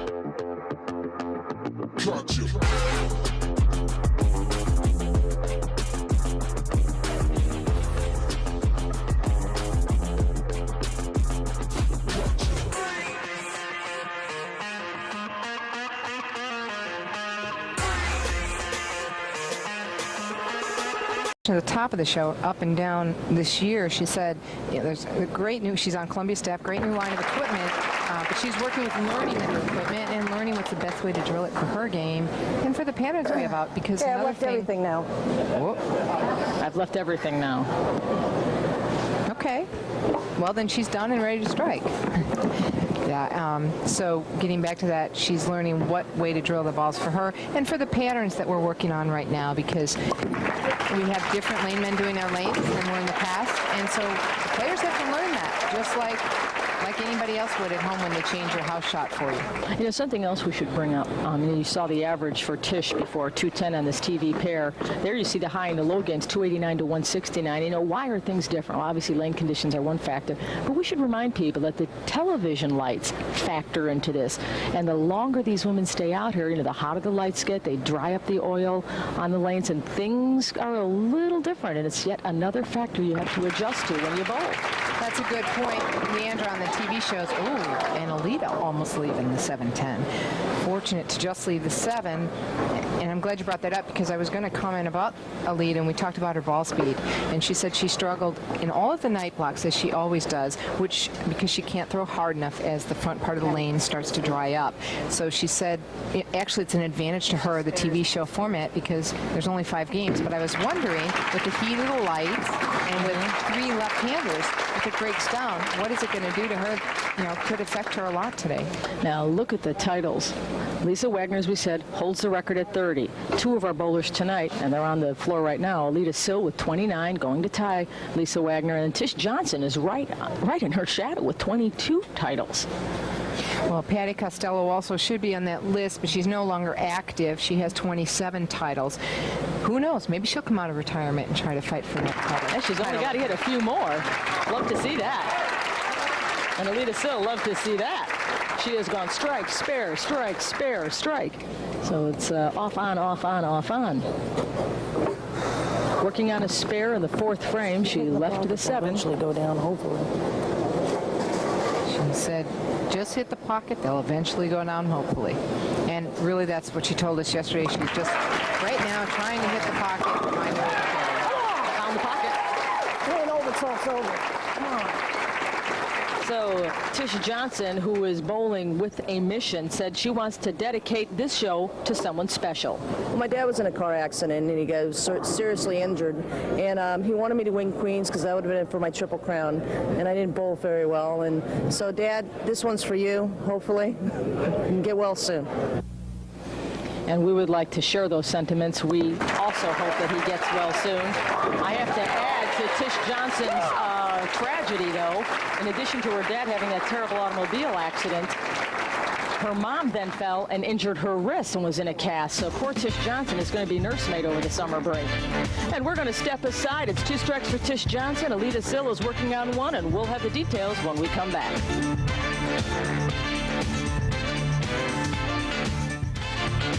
I said this is the final stop of the spring season, but that's not the end of bowling. This summer, the PWBA continues, beginning with the Lehigh Valley Classic in Allentown, followed by the Southern Virginia Open in Danville, Virginia. Then it's Chattanooga, Tennessee from July 26th to 30th, and the Lady Ebonite Classic in Kentucky, August 1st through August 5th.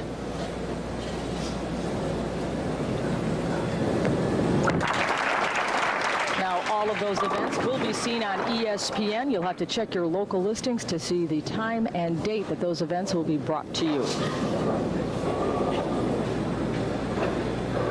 And the summer season will wrap up with the Clabber Girl Greater Terre Haute Open, Terre Haute, Indiana, 9th through 13th.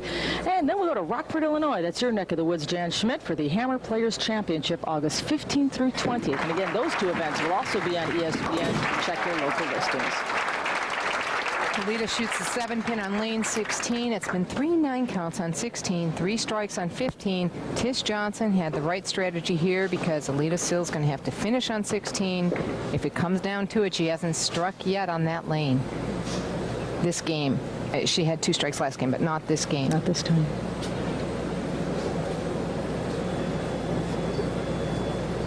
Are you talking to me?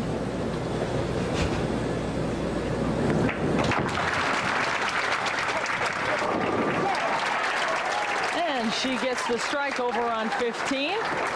She's dead-eye on 15, no problem. And now Tish Johnson is up. She is working on a double. Tish is actually not only going to help take care of her parents, she's also going to run her dad's business over the break, who runs steamers, has steamers in restaurants, so she's going to help work with that. She said she's done before. She picks up the triple. You know, something else we should mention. She is not the only person out here with an ill parent. Let's take a look quick at Tish's shot. This giving her a 3-bagger, dead flush. No problem with carry there. As you started to mention, Carol Norman had to leave this week and didn't bowl the tournament. She had a phone call that her mother was very ill, Loretta, and she's recovering from surgery, so we want to wish her well. Very hard to stay focused when things are in trouble at home. It's rolling over, but it missed. So the 3-bagger ends with a 9 on lane 15 for Tish Johnson.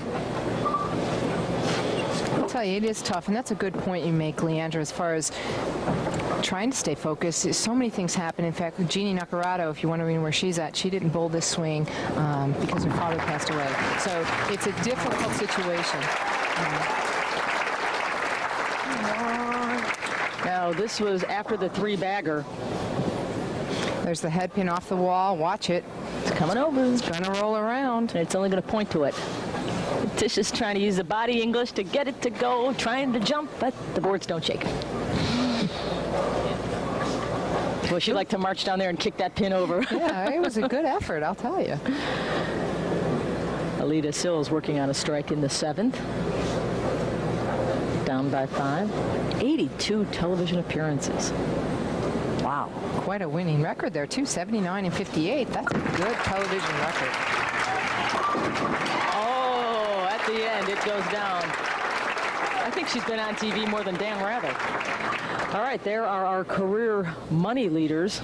Alita Sill on top, as you can see. We talked about that she's very close to the $1 million mark. Tish Johnson not far away. And then it is Lisa Wagner and Marie Dugan, who's sitting next to us in the booth doing our score. So there's some big dollars floating around in women's bowling, and they are surrounding us here this evening. Maximum score for Alita Sill, 240 if she punches out. That would be enough to take care of Tish Johnson. She's on her way. A 3-bagger. Tish Johnson up, working on a spare in the 8th. Well, it's not over till it's over. Not over till it's over. She's not giving up here. That's what she just said. She's going to keep trying. Anything can happen. Keep the pressure on. Come over, and again, ooh. That was close, though. That was closer than the last time. At least it touched it. Yeah, it touched it. Messenger's falling a little bit short for Tish. Always playing to the crowd, letting them know. Ooh, almost got that one. The crowd loves her out at the tournaments because she does relate to them, and they enjoy that. They feel like they're part of the action. She had a quick sense of humor. All gone. Got a real sharp tongue. There you see the numbers down by 16 as she moves over to lane 15 in the 10th frame. She had something going at 5, 6, and 7 with the 3 strikes, but the 2 spares. Well, she could still strike out here for 214 if she would strike out. So she could still force Alita to mark. She's doing her best. Backing stump here. She's going for it. I tell you, it's enjoyable to watch these ladies. It's enjoyable to bowl with them also. Well, she knows what a competitor Alita Sill is, and she said, "Great, I start bowling strikes when it's over." Well, technically, it's not over, but she knows what a great bowler Alita Sill is, and it certainly within her reach. Well, there's two. She's not making it easy. Well, I think she believes it's over, but I'm looking at the score here, and Alita will need a mark. So, Alita's lined up hitting the pocket, but as I mentioned, now she's only struck once this game on lane 16, so the mark is not a given. And the pressure is on. It's a 214 for Tish Johnson. And Alita Sill has stepped up and decided to re-rack them. She was sitting there studying the pins on lane 16 and said something's not right, and she can exercise that option. She hasn't exercised it yet. First time. Exactly. She gets two chances. She can have two free re-racks each game on the television, in the television show. If she wants additionals, Rick Ramsey, our tournament director, would have to grant them. Since she's only carried once this game on this lane, she must have something a little off with the rack there. Well, there's the mark that she needed. And Alita Sill seems to have number 30 in the crosshairs. She looks tough, and if the pattern holds up for her, which is what I was concerned about, if it starts to break down and she starts to feel like she has to throw hard, she'll get in trouble. But as long as the oil pattern holds up, she's going to be tough. $2,800 for Tish Johnson and a fourth-place finish. Alita Sill keeps sending everybody down. Well, she got a couple of marks here. She got the strike she needed on 16. 5 in a row.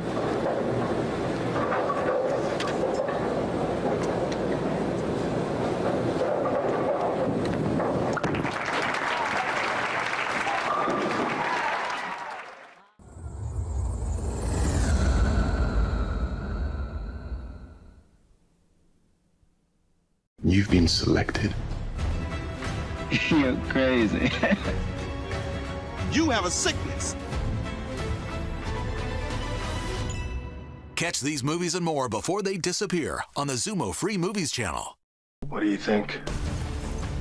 Feel good. He's covered his tracks. It does take a special kind of person to do this job. Catch these movies and more before they disappear on the Zumo Free Action Movies channel. Do you believe in soulmates? I have never wanted anyone more. You don't want to go falling in love with a guy like me. No safety net. I got you. Catch these movies and more before they disappear on the Zumo Her Free Movies channel. $10,000. I'm the one that's trying to hold this family together. Catch these movies and more before they disappear on the Zumo Free Black Cinema channel. Some people think they can push you around. But it's only true if you let it be. I don't want you to get hurt. New this month and streaming free, only on Zumo Play. Bobby Rayburn was San Francisco's brightest star. But to one fan, he meant so much more. I just stopped caring, man. Now do you care? New this month and streaming free, only on Zumo Play.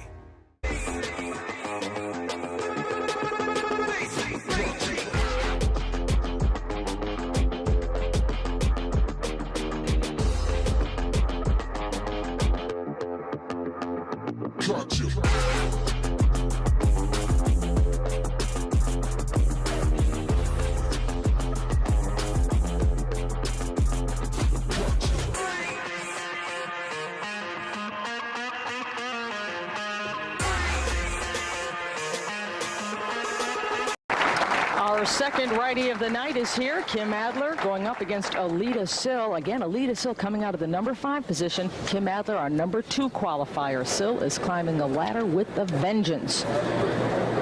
She looks strong still, lane 15, still with 9 strikes, 16 only 6, and she struck out last game on 16 in the 10th. So 3 of those 6 came in that 10th frame.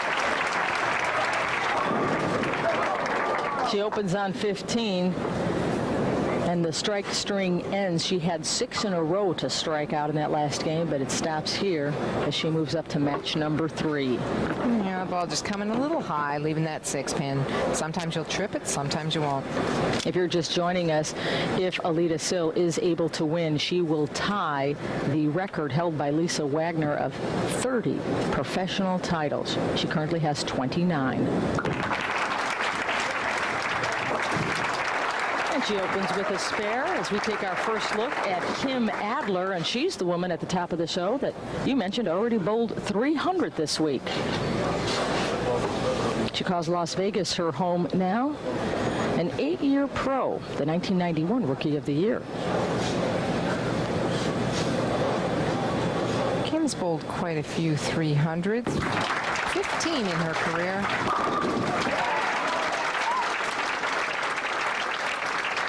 In 1997, she bowled 300 3 times. She likes to do them in clusters. She's got the highest average now, 220.6. She had the best average, even better than Dee Dee Davidson, our top qualifier. So this may be a very difficult obstacle for Alida Sill to get past on her way to number 30. In fact, on the 300s, Kim already has 3 this year in 1998. So she does throw. She's very consistent. When she gets lined up on a pair, she can strike.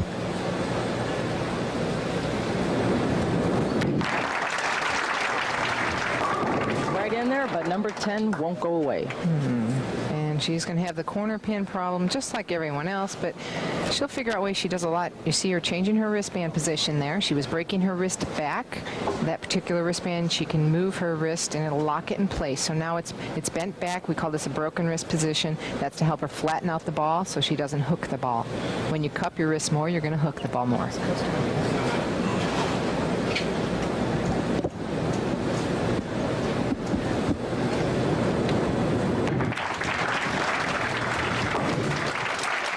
Tries to rotate it, but it doesn't hook as much as it would have without changing the wrist position.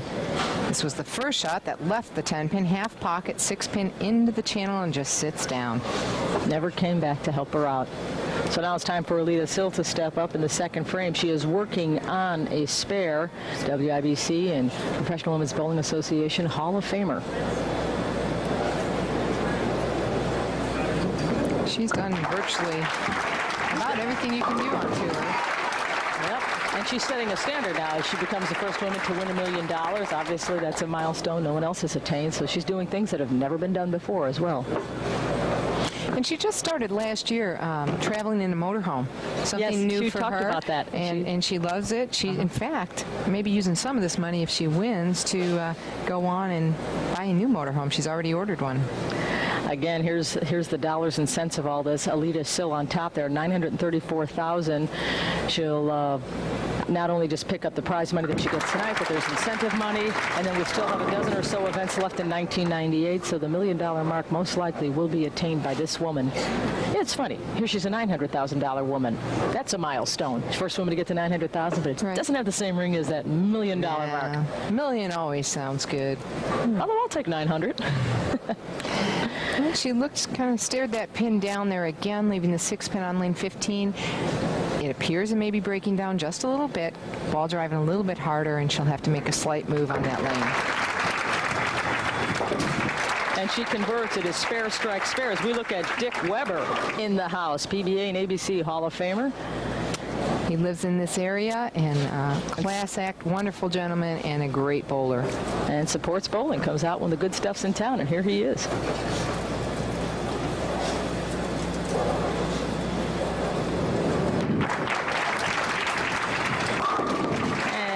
Kim Adler's husband, Tommy Adler, is right there, and these two are really fitness nuts. They mountain bike, they lift weights, they run, they train and train and train. And look at Tommy Adler rubbing elbows with Dick Weber, trying to get a few pointers maybe for Kim. He may be, you never know. You're right, though, they do a lot of conditioning. In fact, over the break, they're going to head out to Colorado to Breckenridge and do some bicycling and hopefully maybe find some snow left that they can snowboard on. So they do a lot. Kim's going to a health center, to an ex-Olympic athlete who's going to work with her and hopefully train her. She's already in great shape, but enjoys training and thinks it really helps her bowling, and I'd have to agree. She's bowling very well in 1998. This is her 4th television appearance. She finished 4th in Huntsville, 4th in Sebring, and tied for 3rd at the U.S. Open, and she's hoping for her first victory of 1998 here. Her last one was in Samstown in Memphis, Tennessee. The Memphis, Tennessee Samstown regional in 1997 PWBA event. She also won the Samstown in Las Vegas in 97.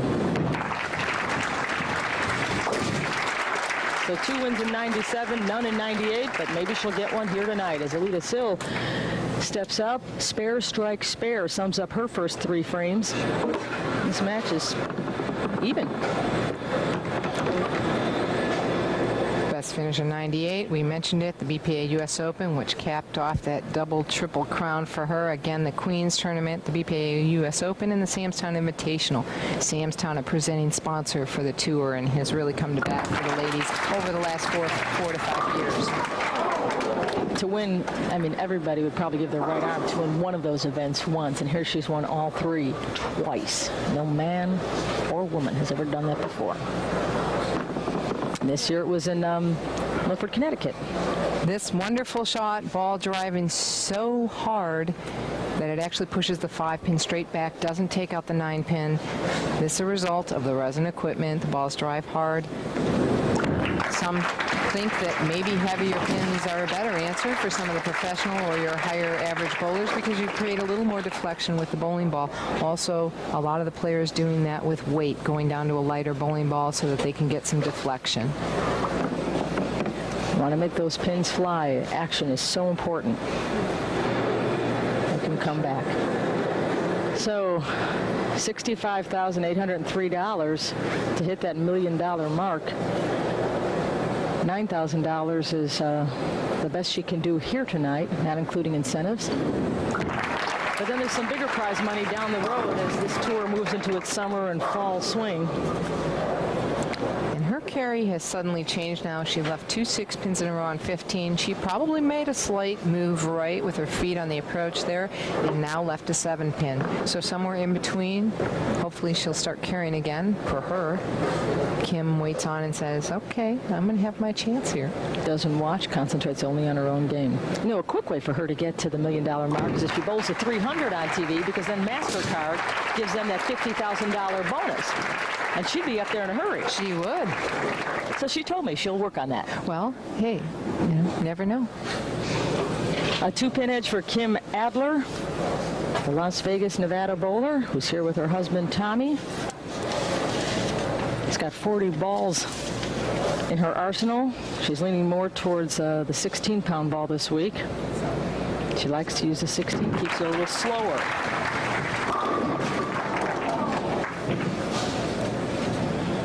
Certain weeks, she said different balls work better, so sometimes a certain ball can get in your way, so she kind of likes the freedom of choice she has right now, not being committed to any one ball on the tour.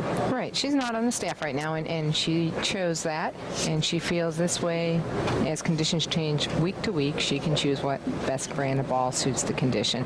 There's so much equipment out there nowadays, and it's changing so quickly. It's hard to stay up with it for all of us. 3rd time she has left the 10. 3rd time she's been able to convert. Twice on 15, 1 on 16.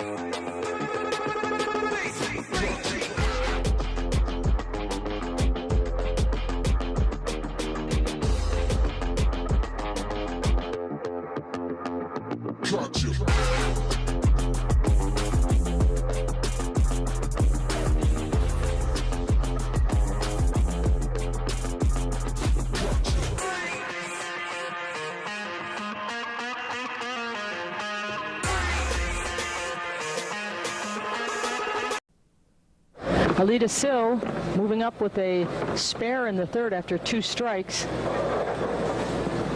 Talk about how intense she is here, but it's a day away. She's going to go home, and this summer she plans to take some time off and go out on her boat, have a good time.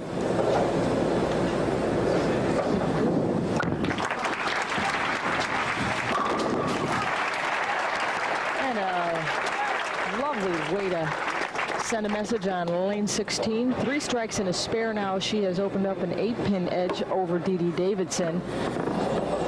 You know, one of the things I like about Alita, even though all of the things she's accomplished, she still talks about now how difficult it is to make shows, how difficult it is to make cuts, that the talent out here is so great, the new players are so good coming out, and also the aspect of the game which she feels, you know, isn't as strong as it used to be, is having to know equipment as much as you used to have to, because many of the players have ball reps that assist you with that, and it really has changed the focus of the game.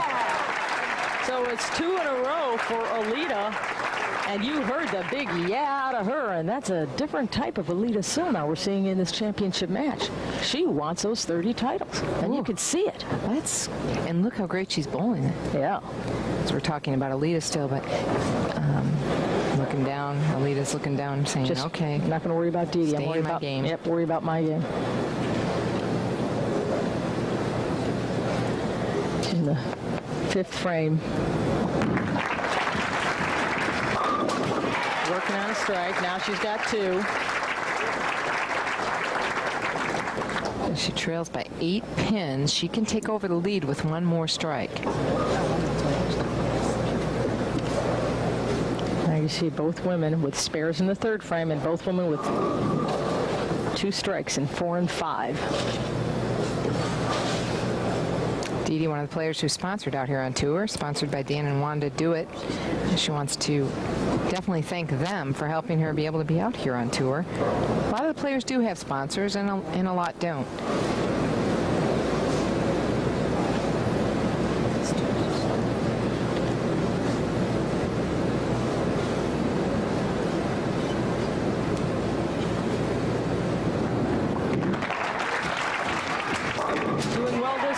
And it's 3 in a row, a turkey for Dee Davidson, and this one's far from over.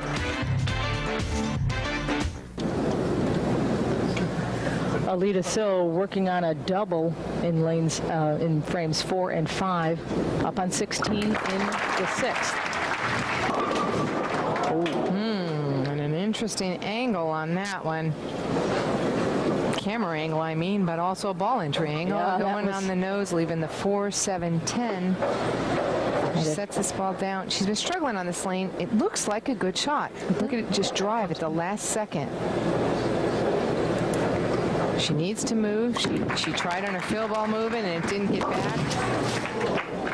Tried to get just the left side of the pin and only got 1 on her pin count, and now we have an open frame. And yeah, that was quite devastating to Kim Adler when she bowled against Alita Sill in the last game. Let's see the impact it has here if she can recoup.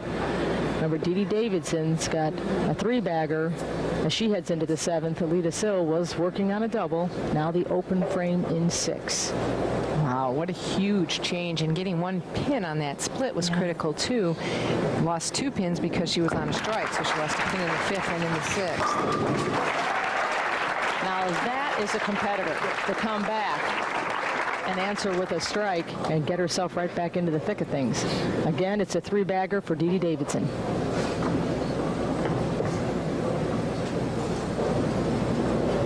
Well, believe it or not, Dee leads by 19 pins now because of that split.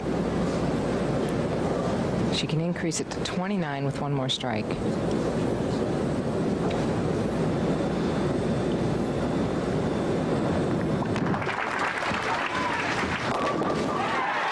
See the ball action as it comes right back in, goes into the pocket, and it's 4 in a row for Dee Davidson.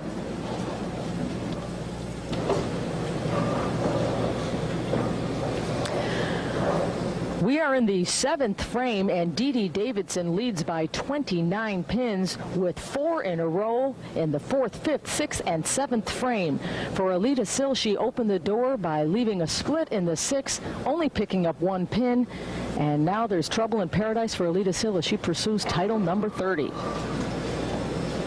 Well, Dee Dee Davidson likes the #1 spot, she told us, as Alita glances at the score. Not happy with it, obviously. As we said earlier, Dee Dee won her last title from the #1 spot. Very excited. When she finished last night, she threw her arms in the air, and so when she came to interview with us, it was cute, Leandra. She said, "I'm #1." And she was very happy about it.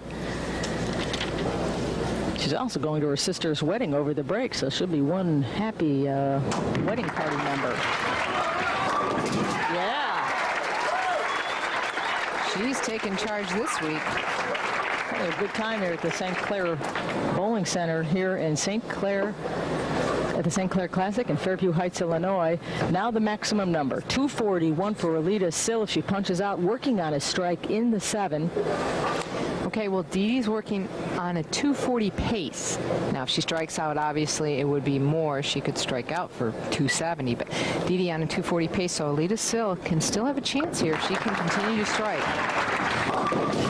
Came up high and leaves the left side.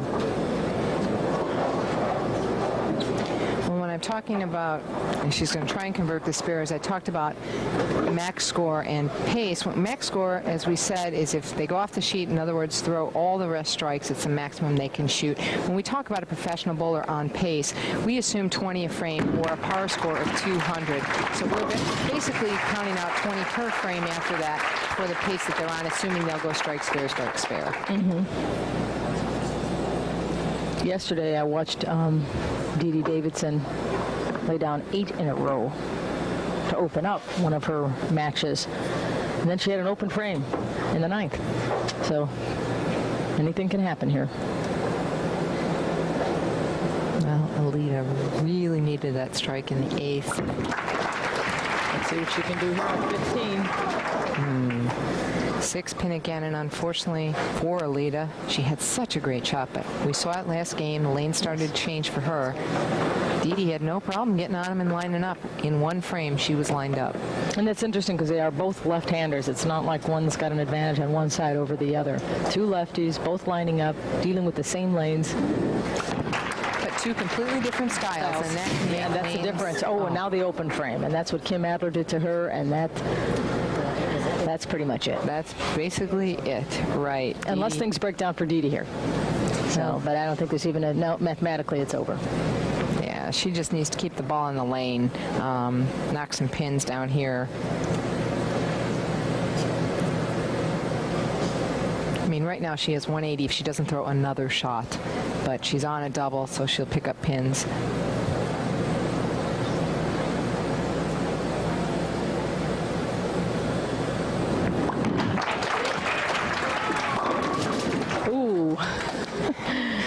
Almost the 6-8. But 8 collapsed at the end there. She doesn't have to worry about that at this point in time. It is all over now because without throwing another shot.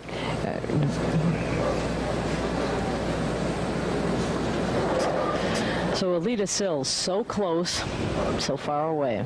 Gets a little closer to the $1 million mark, but doesn't get that 30th title.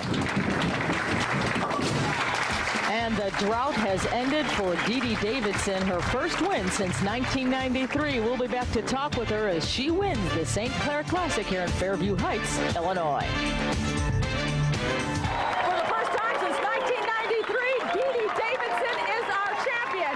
And the only thing she's thinking right now is show me the trophy, show me the money. So let's bring in Matt Schellebarger with our trophy presentation. Matt? Dee Dee, on behalf of St. Clair Bowl and all the bowlers in the area, we'd like to congratulate you with your championship trophy. Thank you. It's been a long time coming. Thank you very much. He's the GM here at the St. Clair Bowl. Now let's go to the controller, and that's Phil Kamen with a check. Congratulations. Great job. Thank you very much. Dee Dee, it's been a long time coming. Tried everything, including hypnotist. How does it feel? It feels wonderful. Thank you, Jan. It's good to be here. I'd like to thank the staff, Matt and Phil, for all their expertise help this week. I'd also like to say hi to my father. I hope you're doing better. Good luck to my sister for on her wedding this weekend. And it's about time I'm here. Well, congratulations. It's good to have you back.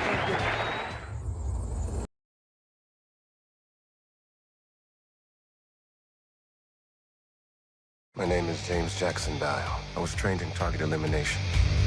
It's gonna be chaotic real quick. Go, go, go. Now streaming on the Free Movies page, only on Zumo Play. Every relationship is a story. You asked me out, and I said yes. I've never felt so connected to anyone before. Adam wanted me to give you this. Charlotte, Hi. let's go on a trip. Okay, where are we going? You are my perfect right now.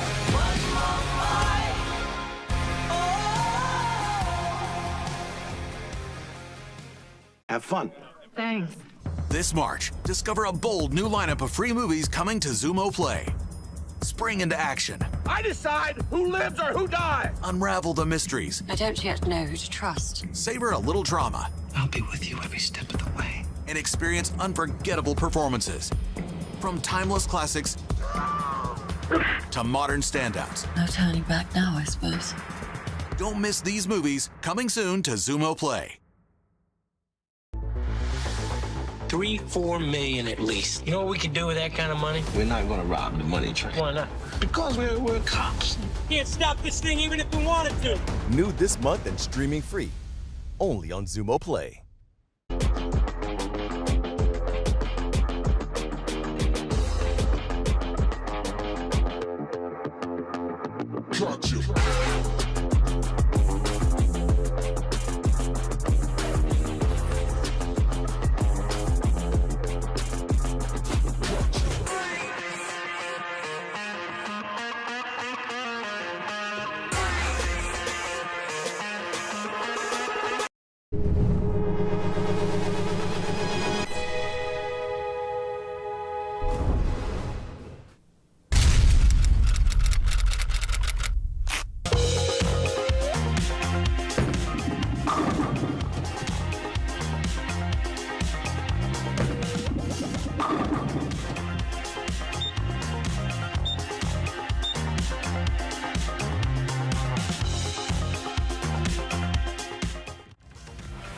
Welcome everyone to the 2023-2024 season of the Bowling Promotion Tour Cubica AMF Masters Series. In previous matches, it was Monica Schack-Nielsen winning her first 3 consecutive games against French players Gerald Dansen, Stanislas Nodin, and Wendell Joliffe before falling to Gaëtan Carew. And now it's Sophie Kiergaard-Nielsen of Denmark going for her 3rd win in a row after defeating Carew and her twin sister Karen in our last 2 matches. That brings us to today's match against Anthony Trigadet of France. Here you see Marc Chevet and Bruno Bedone. They're your French commentators for this Bowling Promotion Tour competition. My name is Bruce Hall, and I'm your international commentator. Let's take a closer look at our competitors. Sophie Kiergaard-Nielsen is 18 years old and a student. She's already been bowling for 7 years, practices every day. She's a member of the Danish youth team. And more importantly, she's a member of Team Sirius, and they came out in our team competition with the front 7 against Team Mercury, shooting 246. Then they defeated the Comets team to punch their ticket into the final against Team Worlds, and we will be bringing you that final on this YouTube channel. Anthony Trigadet, a 36-year-old Frenchman bowling for 12 years. He's a member of Team Orion, and they fell to Team Worlds in the semifinal of the team competition. Trigadet was your number 9 qualifier, averaging 207. We are at the Bowling Sphere in Fontaine-le-Comte, a beautiful town about 200 miles southwest of Paris. And we are now set for our match, Sophie Kiergaard against Anthony Trigadet. We are on the Brunswick Gateway Arch oil pattern. It is a 42-foot pattern, 9.3 to 1, 26 mils of oil. So there's a fair bit of concentration of oil inside the 10 board. So you see most of the players playing right around the track, both left-handed and right-handed. The pocket has been pretty accessible with this pattern. The trick has been to get the ball with the right angle to go through the pins to carry. So we've seen lots of pocket hits, but we've also seen lots of 10 pins, lots of 4 pins, and different leaves as people nibble around the pocket trying to string strikes together. So Sophie will get an 8-pin handicap as part of this international competition by rule. Whenever women bowl men, the women automatically get an 8-pin handicap, and we will calculate that in the score as we go through the match. So here is Sophie with that signature purple hammer kicking us off on the left lane. And look at that free-flowing arm swing. Gets it out to the dry, turn up. Look, pretty good looking shot. A little bit late to the pocket and comes up for a weak 10. And let's see where this ball crosses. It looks like the arrows, it's right in between the second and third arrow. Gets out to about the 7th or 8th board maybe and turns up. This pattern does not have a huge amount of dry outside. It's pretty flat from the 9 board out to the gutter, but it does not feature a huge amount of recovery. If you throw it out, it won't bounce off that dry. It'll come off it somewhat lazily, and that's part of the reason why we haven't seen great carry with this pattern. And there is Sophie cleaning up the 10 pin. And now we will get our first look at Trigaday. He is throwing an IQ Tour from Storm. A ball with a fairly big weight block, and it should allow him to control the pocket very well. Trigaday going fairly straight. He's a one-hander, and watch the way he cups this wrist to get power on the shot through here. He's 36 years old, bowling for 12 years, which means he started at age 24, pretty late in life, but developed a very nice game in that time. And that's straight up the lane and gets the mixer. So a productive first shot for Trigaday. And he got that ball straight up the lane. There's a right around you. It's very nice when we watch this pattern on this lane surface. You can really tell where the break point is because there's colored boards down there. And as we go look at the replay of this shot, let's see if we can see where this ball crosses. It looks like it goes straight up the second arrow and gets out to about the 8th or 9th board. That's those light boards out there. And then you see the ball turn up and do its job, mixing up the pocket. So now Trigaday trying to double up here to start things off. Gets it out. And there's a slap 7. Just what it's supposed to do. The 4-pin into the sidewall. Kicks off the 7. Let's watch where this goes. Again, almost a identical shot to his last shot. Very accurate. Turns up through the pocket. You saw the 4-pin go to the sidewall, kick out that 7, and there's a quick double for Trigaday, and he has already wiped out the 8-pin advantage that Sophie has in this match. So he's taken a 2-pin lead, and we are only here in the second frame. And once again, Sophie has been deadly in the pocket. Her twin sister's a left-hander. They bowled each other in our last match here. And turn it up, and that's a ringing 10 for Sophie. And now we've got a weak 10 and a solid 10.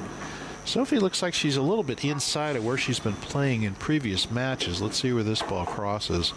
That's right around the 14th board maybe, and gets out to maybe 9 or 8. So she's not really getting it much outside the puddle in the middle and not quite making the corner. Sophie might want to think about making a move right perhaps to get a little bit straighter into the pocket. And again, this is what we talked about, nibbling around the pocket and trying to strike and trying to figure out how to get the ball to take out all the pins. There you do see Mark and Bruno. Mark will interview the loser of this match, so stick around for that at the end of the game. And Sophie cross lane. She's throwing that gold crown jewel. Back in the day, that was a very, very productive ball for Brunswick with the big dot in the middle of the label. And she uses it there to convert the 10-pin. Now let's see what kind of a move Sophie might make here.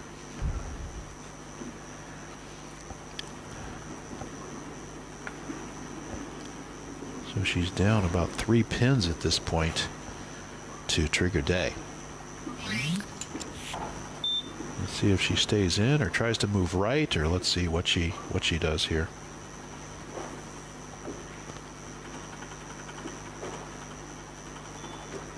And that looks like even deeper in. Oh, she got that out to the draw. Oh, wow, didn't make the corner there. And comes up for the mixer 7-8 spare, or split, we should say. This is really not a very nice result. Wasn't that bad a shot.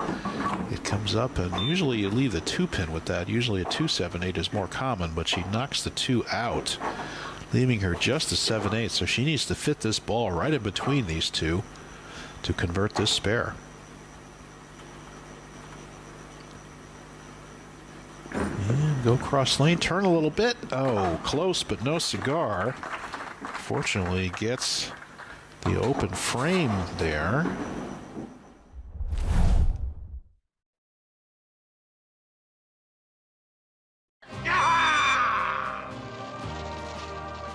You're crazy.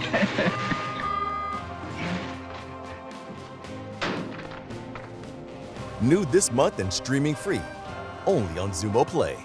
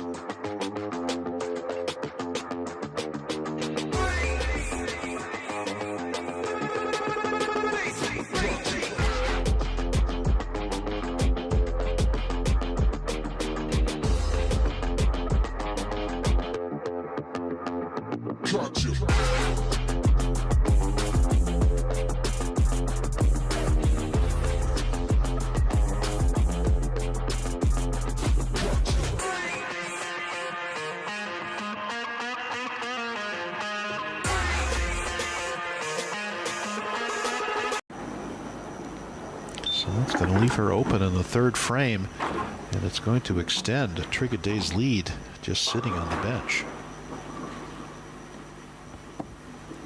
Talked about the YouTube channel. We have over 30,000 subscribers on this channel, so thanks to everybody who tunes in and watches these matches. And there is Sophie with 54 in the third with her handicap. So that's going to put her 16 pins down. And now Trigger Day up to the pocket. Oh, my lord, a little bit light in the pocket. And that ball hit pretty weakly.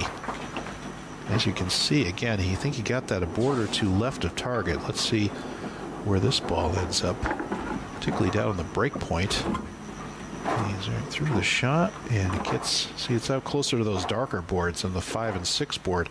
Comes up a little bit late, and just lucky to nudge out that 7 and not leave the 7-9. You saw how much the ball deflected there, too, as it hit. So he leaves just the 9 pin, so no harm, no foul there. And we'll give him the spare there, and that will keep his 15-pin lead, including the 8 pins handicap for Sophie. So it would have been a 23-pin lead, but it is a 15-pin lead now for Trigger Day.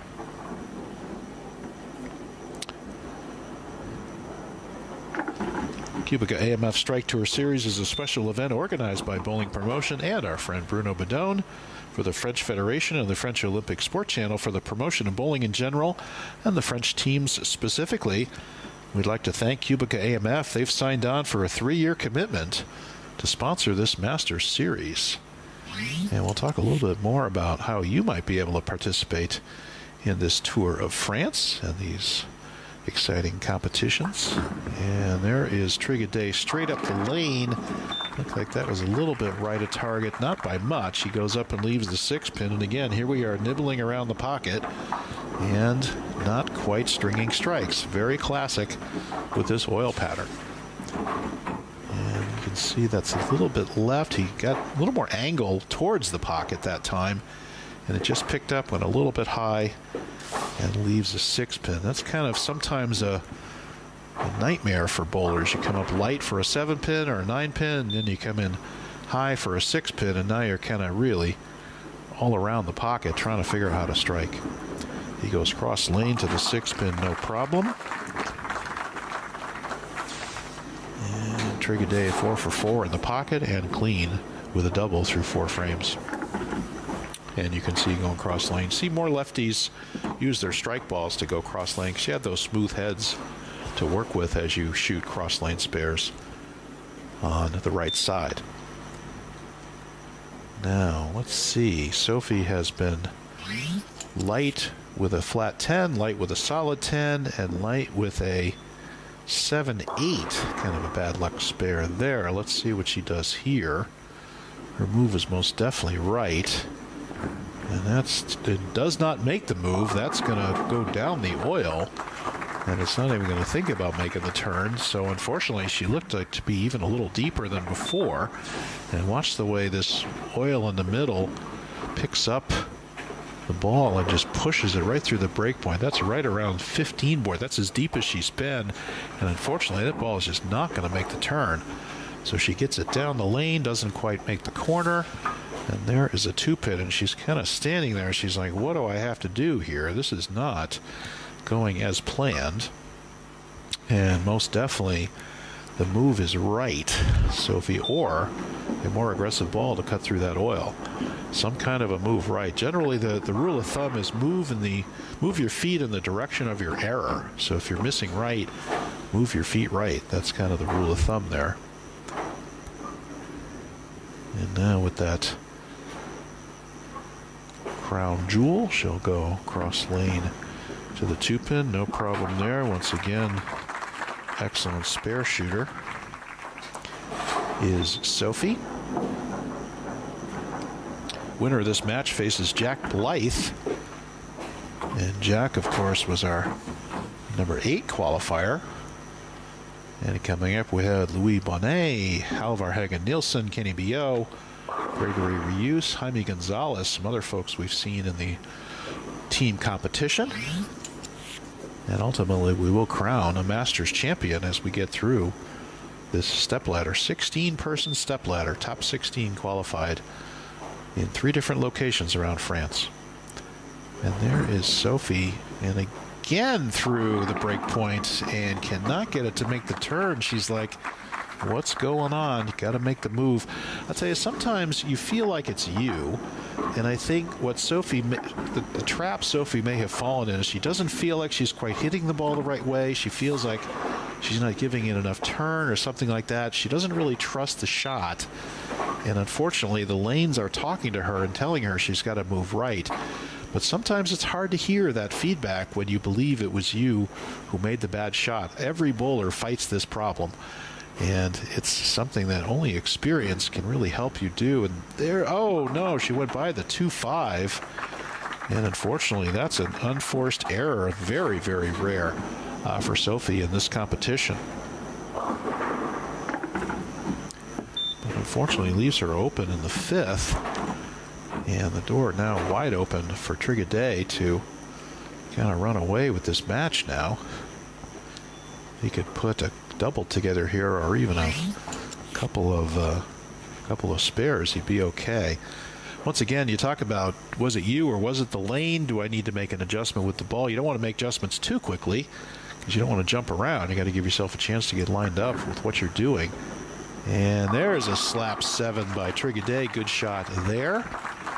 Straight into the pocket, and really very no drama type approach. Let's look at this. Looks just like the other shots he's made in this lane. Straight down those lighter boards and inside, definitely at the right break point.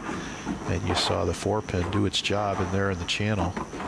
And he has excellent balance. Again, a bowler who started relatively late in life and definitely making the most of it. So good shot there.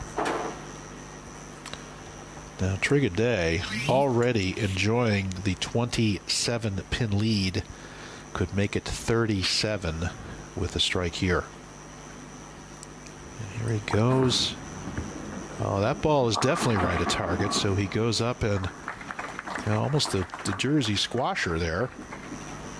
But he goes right at target and through the beak. And look at this. I think might have got a little fast with his feet on that one. His maybe shoulders a little bit left, and he got kind of crisscrossed there in his approach. Just a dead pull through the beak. And now he'll go cross lane. First look at his plastic ball.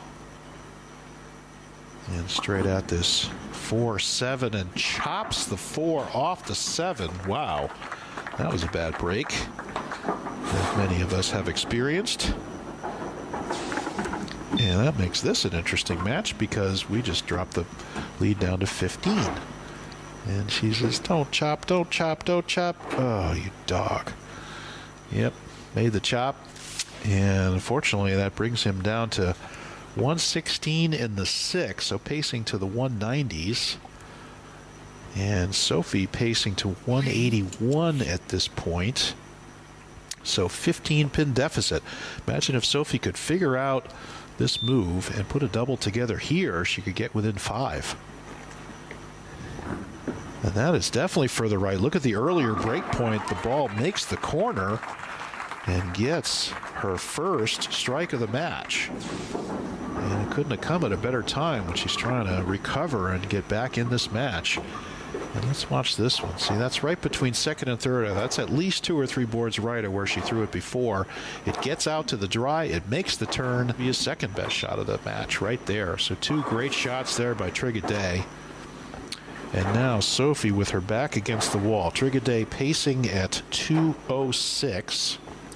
Sophie still with 211 in the wood. So she could go off the sheet, shoot 211 here. And, yep, out to the dry. That's there. Best shot of the match there by Sophie. So she's making her move.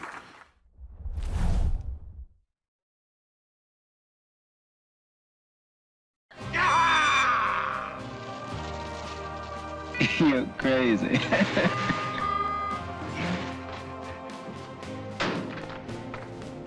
New this month and streaming free, only on Zumo Play.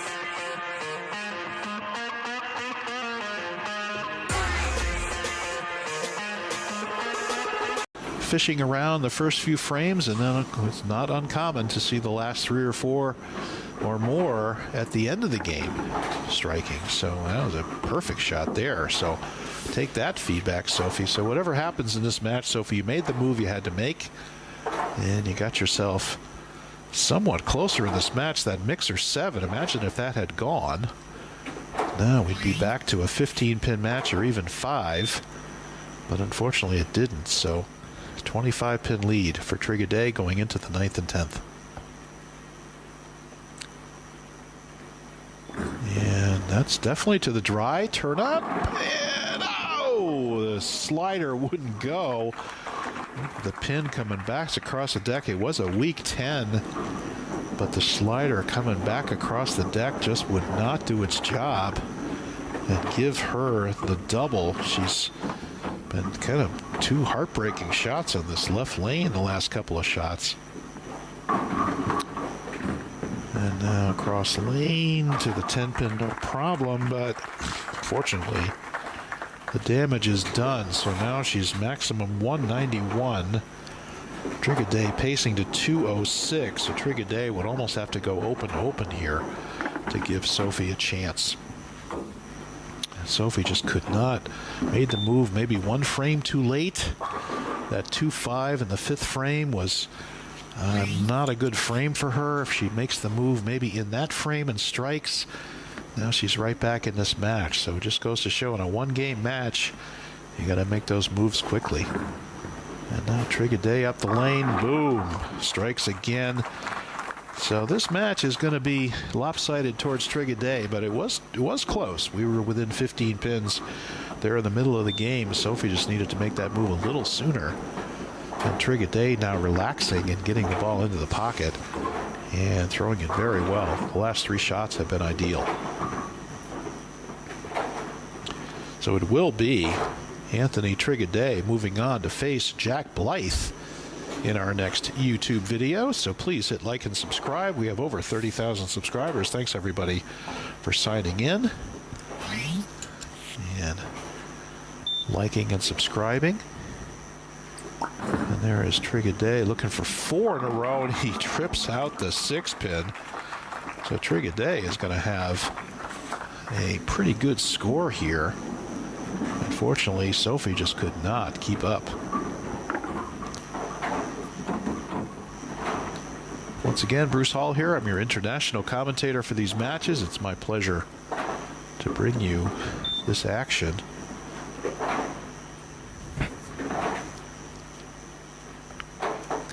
And Triguedet just going for the victory lap here. And right up the lane, boy, another carbon copy shot. Look at this. He's going to throw the back 6. He's going to be in the 230s here.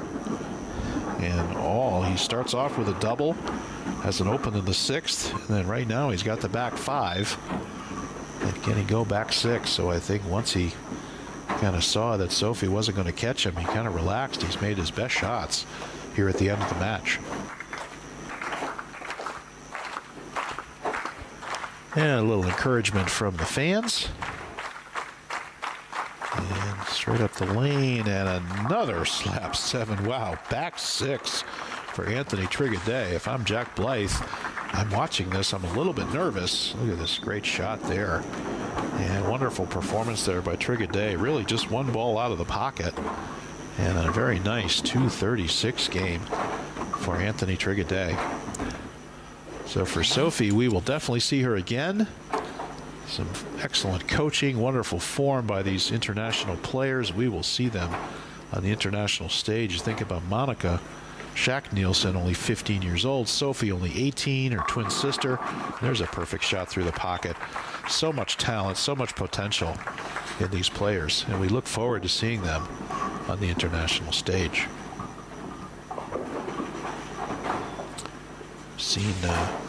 Watch this shot. That was, again, just to the right of the 3rd arrow. I think she got all of that one too. Her fingers were perfectly positioned, and she got a lot of lift through that shot and turned through perfectly. And now will be one more chance for 191 here. for Sophie with her 8 pins.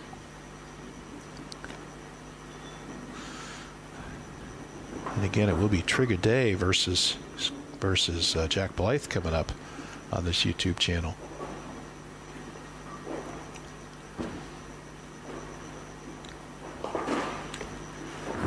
And Sophie out to the dry and coming up a little high, and there's an unlucky hit, leaving the 4-9. But no matter. It will actually be, I mean, it's a 50-pin victory for Trigger Day with 55 pins, but it was not nearly that much of a runaway. Trigger Day relaxing and putting in the back 6, and then Sophie just could not figure out that left lane to get any kind of a double going. And she makes the 4-9 as a nice finishing touch on her game, shooting 181. So congratulations to Sophie making it this far in the Masters stepladder. And there is Trigger Day, our victor, be moving on to face Jack Blythe. So congratulations to both competitors. I think we'll have some stats here coming up on the match. We'll have a look at that. Here we go. Trigger Day, 9 strikes, including the back 6, 2 spares, and that 1 chopped spare. And Sophie had that 2-5 that she missed, and that 7-8 split. Those were her 2 opens. So there you go. So please stick around, and there will be the interview with Mark Chevet and Sophie Kiergaard-Nielsen. And in the meantime, we'll look at some highlights of some of their best shots of the match. Take care, everyone.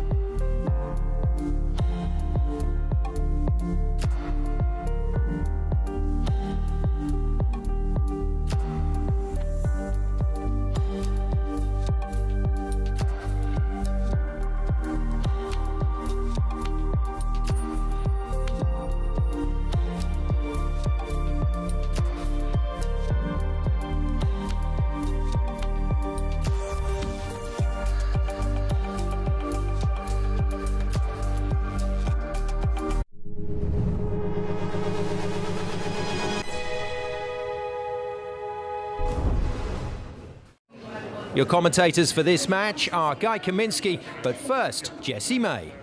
Pivotal singles match between the captains. Let's take a seat at the captain's table. And Guy Kaminsky, for Dominic Barrett, who is basically supported Team Europe. He's been involved in nearly every point so far. He'll want to do this again. Yeah, he has to, and he really has been leading from the front. Be interesting to see here. Dom will probably play quite inside the lane. What I want to see is whether Chris will stay outside and play pretty straight, or he'll follow Dom and play the inside line. Opening statement, was that a little high? Yeah, I mean, I suppose just first shot. I mean, he shouldn't. I mean, he's pretty warm after playing the last game, but cut it short. Just didn't get the ball down the lane. And that's the difficulty with a long oil pattern, is that in your mind, yeah, good spare from Dom. I would say it's a routine spare, but we've seen quite a few routine spares missed already this morning. And Chris Barnes is going to be all business here. Very serious game face he's got. I mean, you know, the way Jesper Svensson is thinking about Anthony Simonson right now, if Barrett wins this one, Chris Barnes is going to be thinking Dominic's his bogeyman. Absolutely. These tiny jewels start to develop over the week. I just want to see where Chris plays here. This will be very interesting. I think he may stay quite further right and very straight. Yep, that looks very good. He's feeling it, Chris Barnes, and he wants it. He's a lead from the front kind of guy, and he's trying to put his foot down and show Dominic Barrett he can't be pushed around.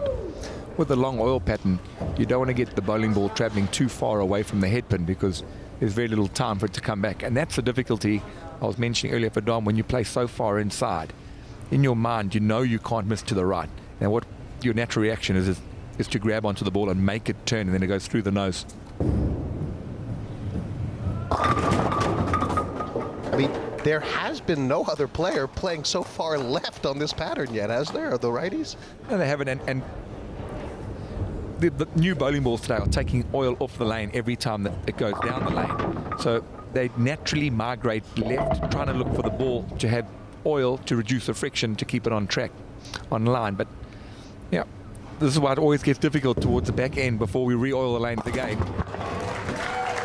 And historically, the left-handers would play now at the back end because there hasn't been that much traffic on their side of the lane. So they're re-oiling the lane every 3 matches, and so for you, these third matches in the sessions after oil, they're the most tactical. Is that why the captains both stuck themselves in, because they're the best at reading these tactics? Yeah, they must have felt that they had a really good feel. And don't forget that every player has to play the same number of games. So sometimes you can't just play the same guy over and over again. But Dom must have felt that he had a good look on the burn. And Chris has gone the other way. He's playing it real straight, keeping his angle nice and straight, which should give him less error. I mean his worst shot dramatic should be a 9. differences in the approaches that these guys are taking on the lane. And you've got to bowl to your strength. This is Chris's strength. He's a finesse player. Look, that's perfect. This is meat and drink for Chris Barnes, is hitting his mark, and it's repetition of shots, you know. Barnes is saying to Dom, you